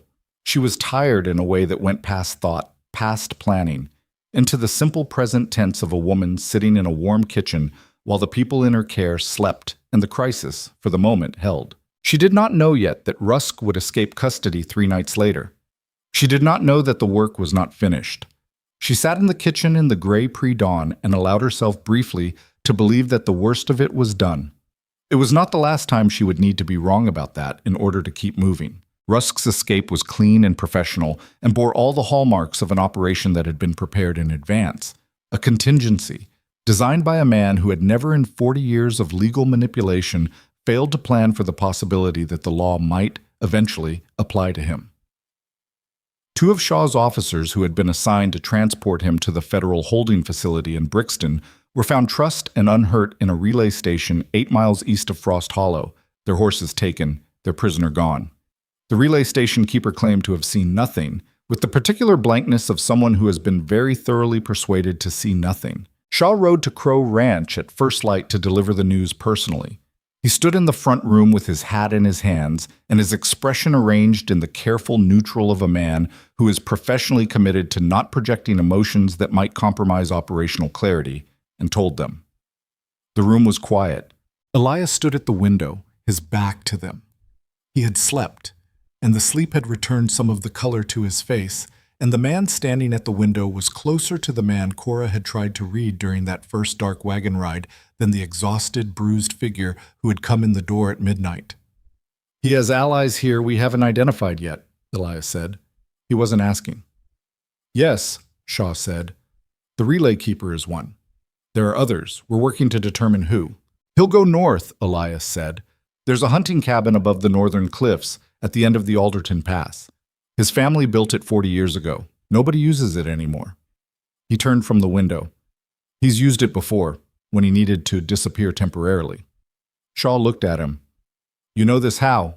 "My father knew it," Elias said. "It's in the letters. One of the earlier ones, from before their arrangement became what it became. My father mentioned the cabin as a meeting point." He paused. "I've known about it for 16 months. I didn't know if it would be relevant." "It's relevant now," Shaw said. A silence settled over the room. Cora watched Elias from across it and saw, in the set of his shoulders and the particular quality of his stillness, something that she recognized because she had felt it herself on this property 2 nights ago. The moment when a person stops waiting for someone else to act and begins to understand that the action required is theirs. "I'll take you there," Elias said. Shaw looked at him. "Mr. Crowe, this is federal business. You've done your part." "I know the pass," Elias said. "I know the cabin. I know how Rusk thinks because I spent 16 months being outmaneuvered by him, and I learned from every one of those months." He paused. "You'll find the cabin eventually. I can get you there in a day instead of 3. Shaw looked at him for a moment. The calculation was visible, the weighing of procedural caution against practical advantage. "All right," he said. "You ride with us." Elias turned to Cora. She was already looking at him. She had known this was coming since Shaw had walked through the door, had felt it in the logic of the situation, the way she sometimes felt weather before it arrived. Not a surprise, but a confirmation of something already known. "I'm coming," she said. Elias opened his mouth. "Don't," she said. "I have already held this house against 12 armed men while you were in a cell. I have already made the decisions that kept these children safe and got the documents to Shaw. I have already—" She paused and chose her next words with precision. "Been a widow in a stagecoach with 12 cents. I am done being the person who stays behind and waits." The room was very quiet. Lenora, from the corner where she had been observing the entire exchange with the attention of a woman who was composing her own assessment of events, said, "I'll stay with the children." Caleb, who was sitting at the kitchen table eating his 3rd bowl of oatmeal and had been following the conversation with clear eyes, said, without looking up from his bowl, "I already went once." Martha said, from the stairs where she had apparently been sitting for the last 10 minutes, "I'll help Lenora." Shaw looked at all of them. He put his hat back on. "We leave in an hour," he said. The Alderton Pass was not a road. It was an intention, a series of cairns and trail markers and geographical features that together suggested a route through the northern mountains, in the same way that a narrow ledge above a drop suggests a path to someone with no other options. The trail climbed steeply through pine forest for the first 4 miles, then broke into open rock face where the wind came off the peaks with a force that leaned into the horses and made conversation impossible. Shaw rode behind Elias, and Cora rode beside Shaw, and 6 federal officers rode behind them, and they did not speak much because the mountain did not encourage it. Elias knew the route, that was clear. He navigated the switchbacks with the certainty of someone who had studied a map well enough to move through the landscape it described, reading the terrain features the way she had seen Caleb read the situation in the kitchen 2 nights ago, quickly, quietly, without needing to announce the calculation out loud. At the top of the second ridge, where the trail dipped into a protected bowl between 2 peaks, he stopped his horse and pointed. Below the far cliff line, barely visible through the fir trees, was a dark shape against the snow. A structure, low-roofed and old, with a thin thread of smoke rising from a chimney. Smoke. Rusk was there. And he had a fire going, which told Cora something useful. that he believed he was hidden enough to risk the warmth, which meant he did not know they were coming, which meant they had the thing that Cora had been calculating toward since Shaw arrived at the ranch. The element of arrival before the element of flight. Shaw looked at the smoke and then at Elias and then at his officers and began giving instructions in a low, precise voice. 2 riders to the east slope to cut the trail that continued north. 2 to the western tree line to close the back of the bowl. Shaw himself and the remaining officer would approach the cabin from the south, which was the blind side, the wall without a window. Elias would ride in from the front, directly down the visible trail. "Draw him out," Shaw said to Elias. "He'll come out if it's you. He needs to understand how much you know." He paused. "Don't get within his reach." "Understood," Elias said. He looked at Cora. "Stay with Shaw," he said. "I know," she said. "If he—" "Elias," she said. "Go." He turned his horse down the trail. She watched him descend into the bowl, picking his way carefully through the snow, until the trees closed around him and she could only track his progress by sound. The crack of snow under hooves, the occasional movement in the branches. Then she moved with Shaw to the south slope, and the 6 of them went down through the timber in silence, spread wide, approaching the cabin from its blind wall. The cabin, when they reached it, was smaller than she had imagined, a single room, by the look of it, with a porch barely deep enough to stand on and a door made of rough pine boards that had warped and shrunk in the mountain air until daylight showed at the edges. The smoke from the chimney was steady, which meant the fire was established and had been burning for some time. Through the single south-facing gap between the logs she could see light, a lamp or a candle, small and steady. They positioned themselves in the trees. They waited. She heard Elias's horse come down the front trail. She heard it stop. She heard Elias's voice, steady and clear in the cold mountain air, call out to the cabin. Silence. Then, after a long moment, the sound of the door opening. Rusk's voice came through the trees. She could not see him from the south wall. She could hear him, the controlled, pleasant voice she had heard on the porch 2 days ago, now stripped of its pleasantness, retaining only the control. "You're alone," Rusk said. It was not a question. "Rode up alone," Elias said. "Thought we should talk, the 2 of us. Without the federal officers. Without the warrants. Just the 2 of us. With the full set of facts between us." A pause. "What facts are those?" "You know what facts," Elias said. "The ledgers. My father's letters, the payments, the physician." A longer pause. "Evelyn." The silence that followed was of a different quality. Heavier. The silence of a man confronting a name he has spent 2 years not hearing spoken aloud in a context that required him to account for it. "Your wife had an unfortunate childbirth," Rusk said. The pleasantness was gone entirely now. What remained was the cold, clean voice of the man beneath the judge's manner. "It happens. Women die in childbirth. It's a tragedy of nature." "She didn't die of nature," Elias said. His voice was entirely flat. "She died because you paid a man named Holt to make sure she didn't reach Boise. She was 3 days away from walking into a federal courthouse with documents that would have ended everything you built, and you couldn't allow that. You can't prove—" "The payment is in the ledger," Elias said. "Holt's name, the amount, the date. 2 days before Evelyn died. We have the original." A pause. "We have everything, Alistair. It's done." Another silence. The wind moved through the fir trees and snow shifted somewhere above them with a soft sound, and Cora could feel Shaw beside her go very still, his hand moving to his weapon with the careful, practiced motion of someone preparing for a specific eventuality. Rusk's voice, when it came again, had dropped to something quieter, something with an edge in it that hadn't been there before, even in the voice behind the judicial mask. "Your father and I built something in this territory," he said, "something that functions. Courts, land titles, commerce, order. The kind of order that doesn't come without cost. The people who paid that cost, the farms, the families, they were collateral to something larger. I made peace with that." A pause. "You should have made peace with it too, Elias. Your father did." "My father is dead," Elias said. "And what he made peace with is why I'm standing here." A sound. The particular sharp metallic sound of a hammer being drawn back on a pistol. "Evelyn," Rusk said, with sudden cold fury in it, "should have left the ledgers alone.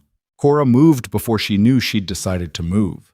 She came around the south corner of the cabin at a run and cleared the corner in time to see Rusk on the porch with his arm extended and his pistol leveled at Elias, who was already twisting in the saddle, pulling his horse to the side, 6 feet too close and half a second behind the draw. "Rusk!" she shouted. He turned. One instant, just one. His aim broke. His eyes found her at the corner of the cabin, and in that instant Elias dropped from the saddle to the left and Shaw fired from the tree line. The shot caught Rusk in the right shoulder. The pistol discharged into the porch boards. Rusk went down against the cabin wall, not unconscious, not finished, his left hand scrabbling for the gun where it had landed, until Shaw's officer came out of the trees and put a boot on it, and then it was over. It was over in less than 4 seconds. Cora stood at the corner of the cabin with her heart loud in her ears and the revolver she had drawn at some point during those 4 seconds still in her hand, and Elias standing, upright, unhurt, his horse moving nervous circles in the snow, looking at her across the porch. "You were told to stay with Shaw," he said.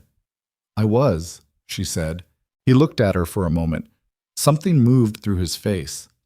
"Thank you," he said, which was the same thing he had said in the kitchen 2 nights ago, with the same simplicity and the same inadequacy, and the same complete truth underneath both. Shaw came out of the trees with 2 of his officers and was already speaking to Rusk in the formal language of federal custody, while the other officers secured the area with the methodical efficiency of people completing a procedure they had run before.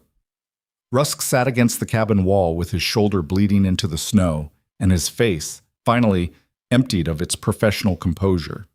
He looked diminished. Not in size, he was still the same broad-shouldered man who had ridden up to Crow Ranch 2 days ago, but in something else, some essential quality of authority that had been sustained entirely by the absence of consequences, and had now, abruptly, encountered them. He looked at Elias. "The land," he said. Not a plea. Almost a question. As though the idea of it being gone was still something his mind kept returning to, unable to process. "I'll do what should have been done with it 20 years ago," Elias said. "I'll return it." Rusk looked at him for a moment. Then he looked away, at the snow, at the trees, at nothing in particular, and did not speak again. Inside the cabin, while Shaw's officers attended to Rusk's shoulder and the process of official custody resumed around her, Cora moved through the single room with the lamp Elias handed her, looking. The cabin was spare. A table, a cot, a fireplace. The remnants of provisions that suggested Rusk had expected to stay a week or more. A saddlebag on the table, partially unpacked. Documents, she noted, removed from the saddlebag and spread across the table in a manner that suggested Rusk had been reviewing them when they arrived. She looked at the fireplace, at the stones around it, at the particular way one of the stones in the side wall sat slightly proud of its neighbors, as though it had been removed and replaced many times. She set the lamp down and pulled the stone free. Behind it, recessed into the wall, was a tin box, rusted around the hinges, the kind of rust that comes from moisture and years of mountain air. She lifted it out and set it on the table and opened it. Inside were documents, older than the ones in Elias's satchel, the paper more yellowed, the ink more faded, and underneath them, folded carefully, in a different hand from the legal documents, a letter. She could read enough of the handwriting to see that it began, "My dearest Elias." She closed the tin box, she carried it to the door and stood in the doorway and held it out to Elias, who was standing in the snow watching Shaw's officers prepare to transport Rusk down the mountain. He looked at the box. He knew what it was. She could see that in his face. He took it from her and held it with both hands and did not open it. Not here, not with the officers and the noise and the cold and Rusk sitting 10 feet away. He held it the way a person holds something that has waited a long time and can wait a little longer for the right circumstances. He looked at Cora. She looked back at him. Between them was the box, and what was in it, and the mountains, and the long way down, and everything that had happened in 4 days, from a frozen stagecoach to this moment on a mountain porch with the snow going blue in the late afternoon light. "We should go," she said. "It's a long ride down." "Yes," he said, and they went. The ride down from the Alderton Pass took 2 hours in the failing light, and they did it mostly in silence. Not the uncomfortable silence of people who have nothing to say to each other, but the particular quiet that settles over people who have said what needed saying and done what needed doing and are now simply present inside the aftermath of it, letting it exist around them without filling it with noise. The horses moved carefully through the darkening snow. Shaw's officers rode in loose formation around Rusk, who sat his horse with his shoulder bound and his face toward the valley below, and said nothing at all for the entire descent. The mountain held them all with equal indifference, the way mountains do, and released them when the trail finally broke out of the tree line and Crow Ranch appeared below, its windows lit against the dark. Elias carried the tin box in his left hand the entire way down. He did not open it on the mountain. He did not open it on the valley road. He held it with the careful steadiness of someone transporting something that had been waiting a long time to be properly received. And when they rode through the gate and the ranch house door opened and Lenora came onto the porch with the lamp, he was still holding it. Cora watched him dismount and stand for a moment in the yard, looking at the house. She had come to understand in 4 days something about the way Elias Crowe occupied space, the particular quality of his stillness, the way his body expressed things his voice did not. He was standing in his own yard looking at his own house, and what was in his face was something she had not seen there before, which was the tentative, unguarded look of a man who is allowing himself, for the first time in a long time, to consider the possibility that the place he is standing might actually be home. She left him to it and went inside. The children descended on her with the controlled chaos of 9 people who have been exercising enormous restraint for several hours and have reached the absolute limit of it. Edmund attached himself to her left side without a word, his small hand finding hers with the precision of someone who has practiced the navigation in the dark. Pearl demanded to know, at some length and with considerable specificity, exactly what had happened on the mountain, and when Cora gave her a simplified version, Pearl informed her that it was not sufficiently detailed, and she would require more information at breakfast. June had filled 6 pages of her notebook during the wait, and read 3 of them aloud before Martha gently redirected her. The twins had apparently spent the afternoon constructing an elaborate defensive fortification out of the parlor furniture, which Douglas had allowed on the grounds that it kept them occupied and caused no structural damage. Caleb was in the kitchen. He was sitting at the table with a cup of coffee that he was technically too young for, and that Lenora had apparently provided without comment. And he looked up when Cora came in with the expression of someone who has been waiting for a specific piece of information and would like it directly. "Done?" he said. "Done," she said.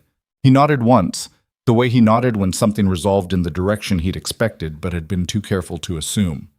Then he looked at the coffee cup. "Lenora makes it strong," he said. "Lenora makes everything strong," Cora said, and sat beside him and put her arm around his shoulders and held him for a moment in the warm kitchen, and he let her, which he was getting old enough to sometimes not do, and which she knew better than to take for granted. Shaw stayed the night with his officers, the procedural requirements of federal custody demanding a more organized departure than the evening allowed. He sat with Elias and Cora in the parlor after the children were in bed, and laid out what came next with the methodical precision she had come to associate with him. The federal proceedings, the trial that would convene in Brixton once the full scope of charges had been documented, the parallel investigations into Rusk's associates that were already underway. He named 3 men, the sheriff of Frost Hollow, a land office clerk in the territorial capital, a circuit judge named Aldous Crane, who had been quietly dismissing cases against Rusk's interests for 11 years, who would face their own charges based on what the documents established. "The physician," Elias said. "Holt. We know his real name now," Shaw said. "It was in the older documents, in the box from the cabin. He's been practicing under a false identity in a town in eastern Oregon for 2 years. We'll have him within the week." He paused. "He'll testify when it comes to that. Men like Holt always testify. They have a particular talent for calculating which arrangement best serves their continued existence." "And the land," Elias said. "The families, the ones who were displaced. That's a civil matter that runs parallel to the criminal proceedings," Shaw said. "It'll take time. These things always do. But with the original documents establishing the fraudulent deeds, the families who can be located and who file claims will have a strong basis." He looked at Elias directly. "What you do with your own portion of the ranch, that's your business, Mr. Crowe. I want to be clear about that. The federal proceeding addresses Rusk and the criminal conspiracy, What you choose to do with land you've inherited legally is not part of that. I know, Elias said. I've already decided. Shaw looked at him. I'll deed back what I can document as having been taken, Elias said. The parcels where my father's involvement in the fraud is clear from the records. What remains, he paused. I have an idea about what to do with what remains. Shaw nodded slowly. The nod of a man who has seen enough of human behavior under pressure to recognize when someone has made a decision that costs them something real and intends to keep it. I'll let you get to that then, he said, and stood and picked up his hat. He left the parlor. They could hear him in the entry, speaking to his officers, the low organizational murmur of people preparing to manage custody through the night. Elias and Cora sat in the parlor with the fire burning low and the house quiet around them. The letter, Cora said. He looked at the tin box on the table between them. It had been sitting there since he came inside, and she had been aware of it the entire evening in the way you're aware of something in your peripheral vision that you've decided not to look at directly until the right moment. Yes, he said. You don't have to read it now, she said. I know. He picked up the box. He opened it and found the letter at the bottom, beneath the older documents, folded in the way that Evelyn had folded it, carefully, with the precision of someone who was not sure when it would be opened or by whom, and wanted it preserved. He unfolded it. Cora started to stand. I'll give you stay, he said. He said it simply, without urgency. Please. She sat back down. He read it in silence. It took longer than she expected. It was more pages than she had thought when she saw it in the cabin. Evelyn's handwriting small and precise and filling each page fully, as though she had known there would be much to say and had allocated the paper accordingly. His face while he read it was very still, the way his face was still when he was processing something that mattered. Not blank, but controlled, the stillness of someone who is feeling a great deal and has decided deliberately to feel it without letting it carry him somewhere he can't return from. When he finished, he folded it along its original creases and held it in both hands and looked at the fire for a long moment. She said she wasn't afraid, he said, finally. At the end, she said she was worried about me, about what it would do to me if I thought I'd failed her. He stopped. She wrote, You will not have failed me by surviving. You will only fail me if you let them make you believe the truth isn't worth the cost of telling it. He was quiet. She was always clearer than I was about the essential things. She was right, Cora said. Yes. He set the letter gently back in the tin box. She was right about most things. He looked at Cora. She would have liked you, I think. She had very specific opinions about what constituted a capable woman, and she expressed them without hesitation. A pause. She would have approved of the kitchen table barricade. I'm glad to have her approval retroactively, Cora said. He looked at her for a moment, and the thing she had been watching build in his face over 4 days. Under the exhaustion, behind the warrants and the cell and the mountain, was fully visible now without the crisis to structure his expression around. It was something uncomplicated, something direct and certain, of the kind that only arrives after the complicated things have been resolved and what's left is what was always going to be left. Cora, he said. Don't say anything tonight, she said. Say it when all of this has settled. When it's been a month and you've slept properly and the proceedings have begun and you know the full shape of what you're working with. She paused. Say it then. It'll mean more. He was quiet for a moment. Is that what you want? It's what makes sense, she said. I asked what you want. She looked at the fire. She looked at the tin box with the letter in it. She thought about a stagecoach and 12 cents and a child who stopped crying, and about a man who had been carrying a dead woman's evidence for 16 months and hadn't put it down, and about her son riding 60 miles through a mountain pass in the dark, because some things are worth the cost, and some people understand that before they're old enough to be expected to. I want, she said slowly, what I have come to understand is actually possible, which is more than I thought it was. A week ago. She looked at him. So yes, I want you to say it. When the time is right, say it. He nodded. He looked at the fire. They sat together in the quiet parlor until the fire burned down to coals, and neither of them said anything further, and it was enough. The trial of Judge Alistair Rusk convened in the federal courthouse in Brixton 8 weeks later and lasted 11 days. The documents from both the satchel and the tin box were entered into evidence on the first day, and the effect of them on the proceedings was precisely what Evelyn Crowe had understood it would be 2 years earlier. Original documents in a man's own hand, countersigned and dated and specific, do not leave the interpretive space that copies and summaries leave. They say exactly what they say, and what these said was comprehensive. Rusk's attorneys were capable men doing their best work in a nearly impossible situation. They challenged the chain of custody of the documents, which Shaw had anticipated and prepared for. They argued that the ledgers reflected normal business practice of the era, which the federal prosecutor dismantled methodically using the specific payment to Holt, which could not be characterized as normal business practice under any reasonable interpretation. They attempted to establish that Rusk had not directly ordered anything, that his participation had been advisory, that the operational decisions had been made by others, and this argument held a brief moment of promise until Holt himself took the stand on the 7th day. Cora was not in the courtroom for Holt's testimony. She had decided, after careful thought, that she did not need to hear it. She had read enough of the documents to know what it would contain, and she had spent enough of her recent life in proximity to the worst of what human beings do to each other that she found she did not need more detailed exposure to it. What she needed the outcome of the testimony to produce, it would produce whether she witnessed it or not. She sat in the corridor outside the courtroom with June, who had brought her notebook, and Pearl, who had brought a book about birds, and Nell, who had recovered so completely from her fever that she had already established herself as the most energetically opinionated person in any room she occupied, and was currently conducting a detailed inquiry into why the courthouse corridor had benches on one side but not the other. Elias came out during the recess and sat beside Cora on the bench and relayed what Holt had said.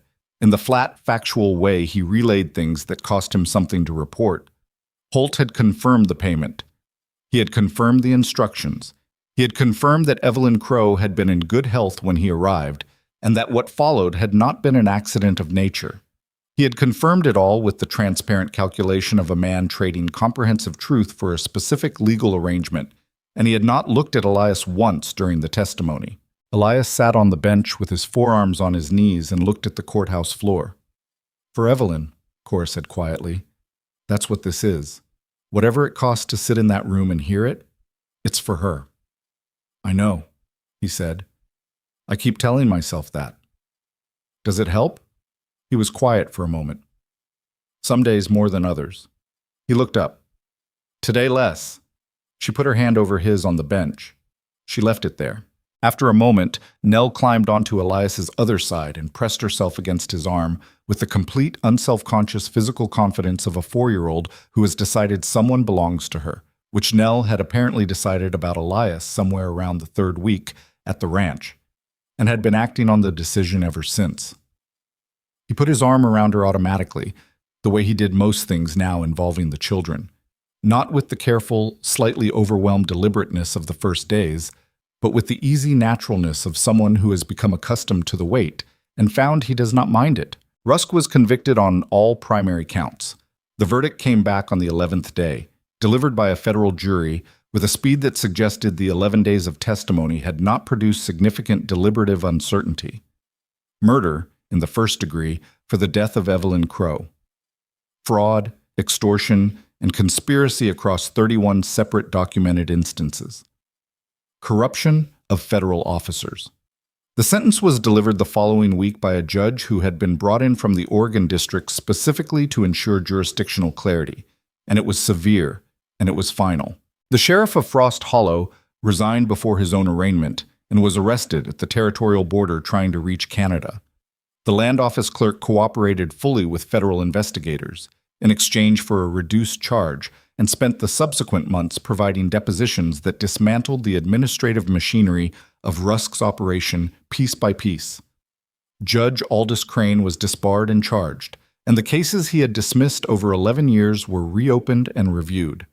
The physician Holt received his negotiated arrangement and would spend several years in a federal facility considerably more comfortable than he deserved, which was the cost of the testimony and which Shaw acknowledged freely and without apology, because it was the cost and the outcome had required it. The families came next. Elias had spent the 8 weeks between the mountain and the trial in the careful, methodical work of documentation, cross-referencing the ledgers against land records, identifying the original claimants, tracing what had happened to them and where they had gone. Some had left the territory entirely. Some had died.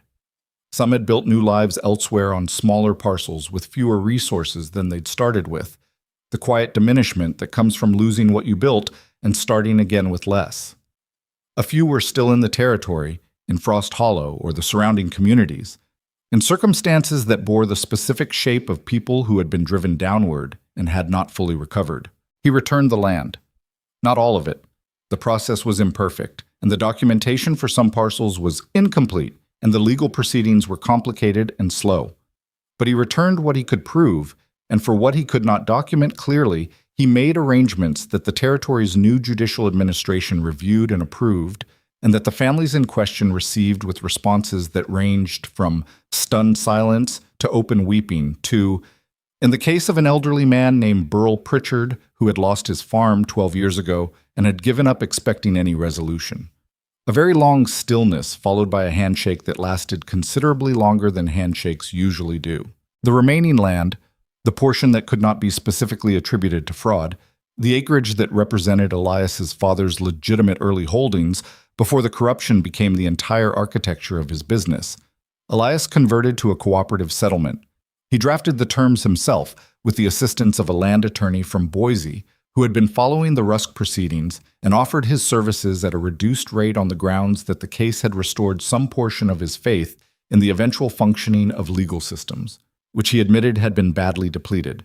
The cooperative would allow struggling families to work parcels of the land, learn trades in the workshop Elias established in the old barn, send their children to the school Lenora organized in the ranch house's largest room, and build toward eventual ownership without the risk of losing everything to the kind of powerful men who had built the territory's history on exactly that risk. It was not a perfect solution. No solution to the accumulated injustice of 30 years could be perfect, but it was a real one.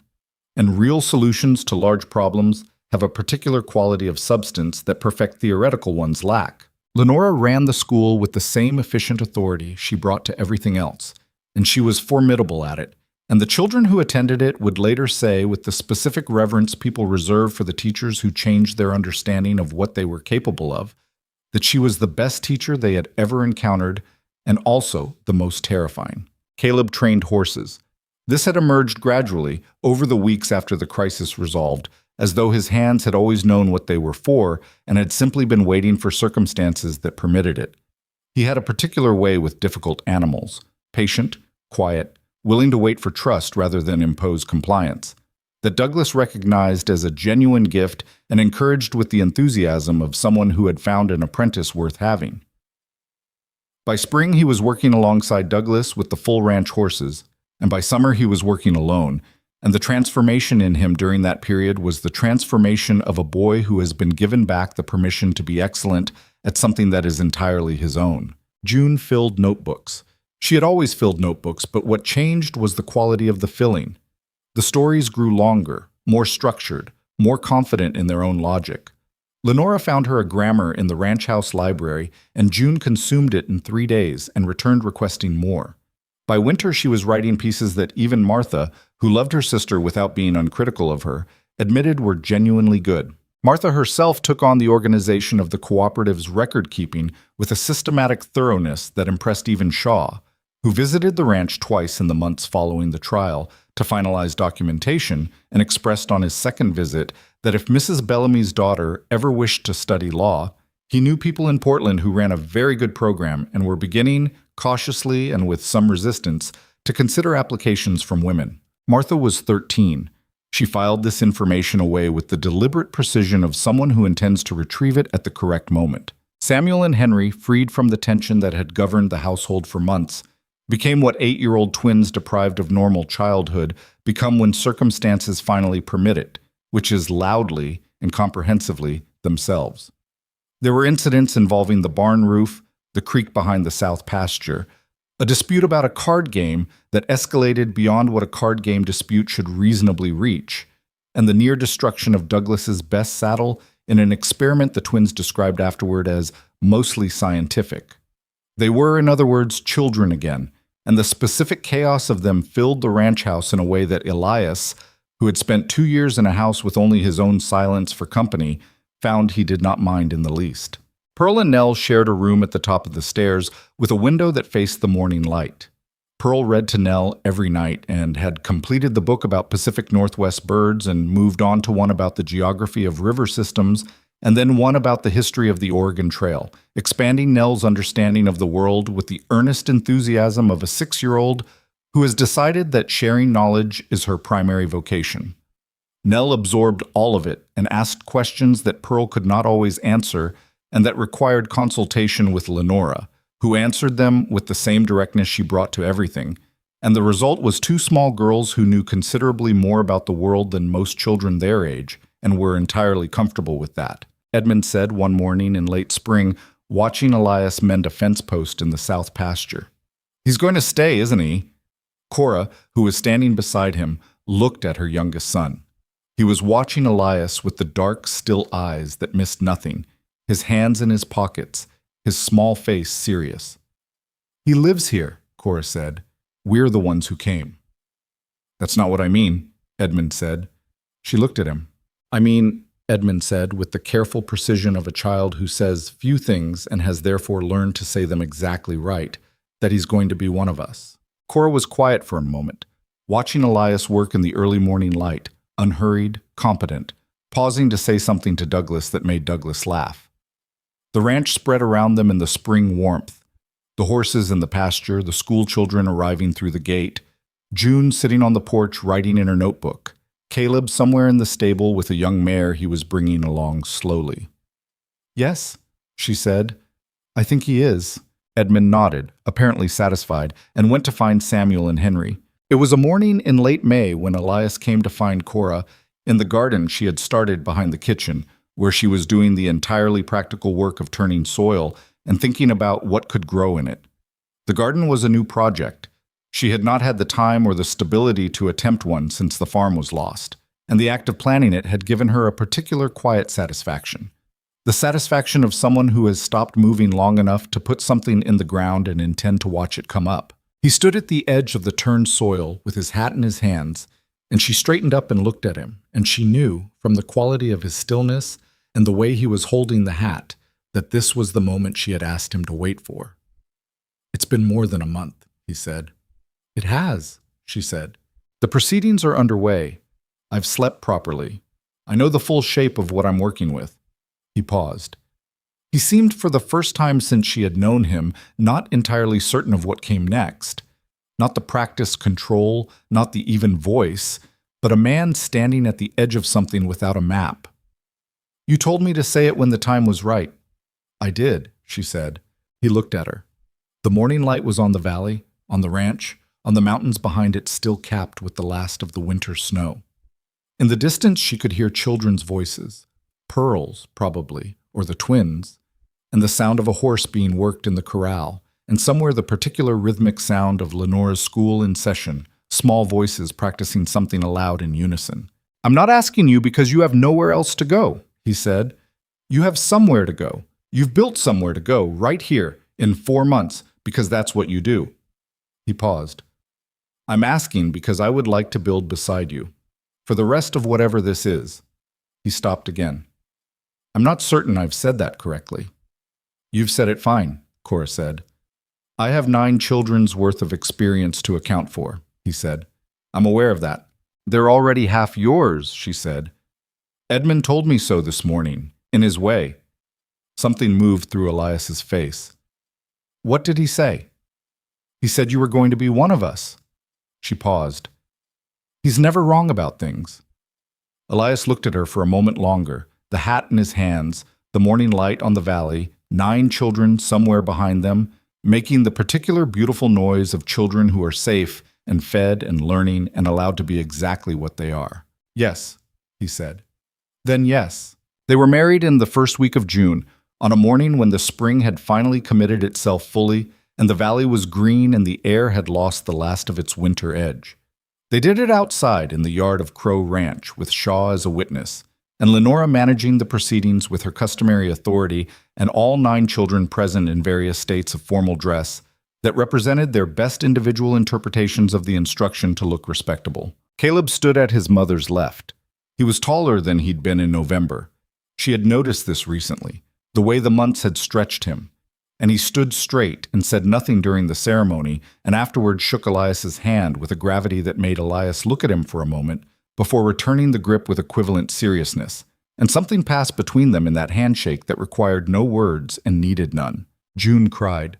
She had been expecting not to, and was apparently surprised by the fact that she did, and immediately afterward wrote 6 pages about it in her notebook, which she later read to Pearl, who agreed it was the best thing June had written yet. Nell sat on Douglas's shoulders during the vows because she could not see over the assembled people from ground level, and from this vantage point provided a running commentary to Edmund, who stood beside Douglas's left boot and listened with his characteristic attentive silence.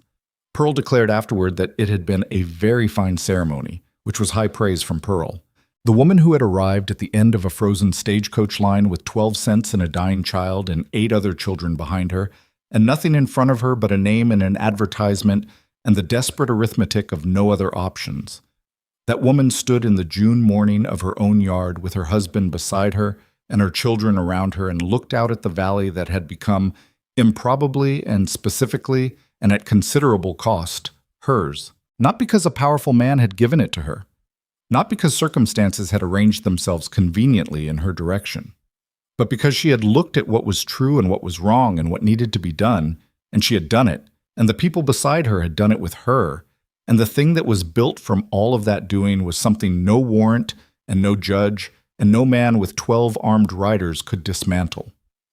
Elias took her hand. She looked at him. "Well," she said. "Well," he said. Across the valley, in the school that Lenora ran in the ranch house's largest room, a child's voice rose in the middle of a lesson and asked a question that made the other children laugh. And then Lenora's voice answered it, and then the laughter settled back into the rhythm of learning, steady and ongoing, the sound of the future being built one ordinary morning at a time. Cora Crowe listened to it, and she was home.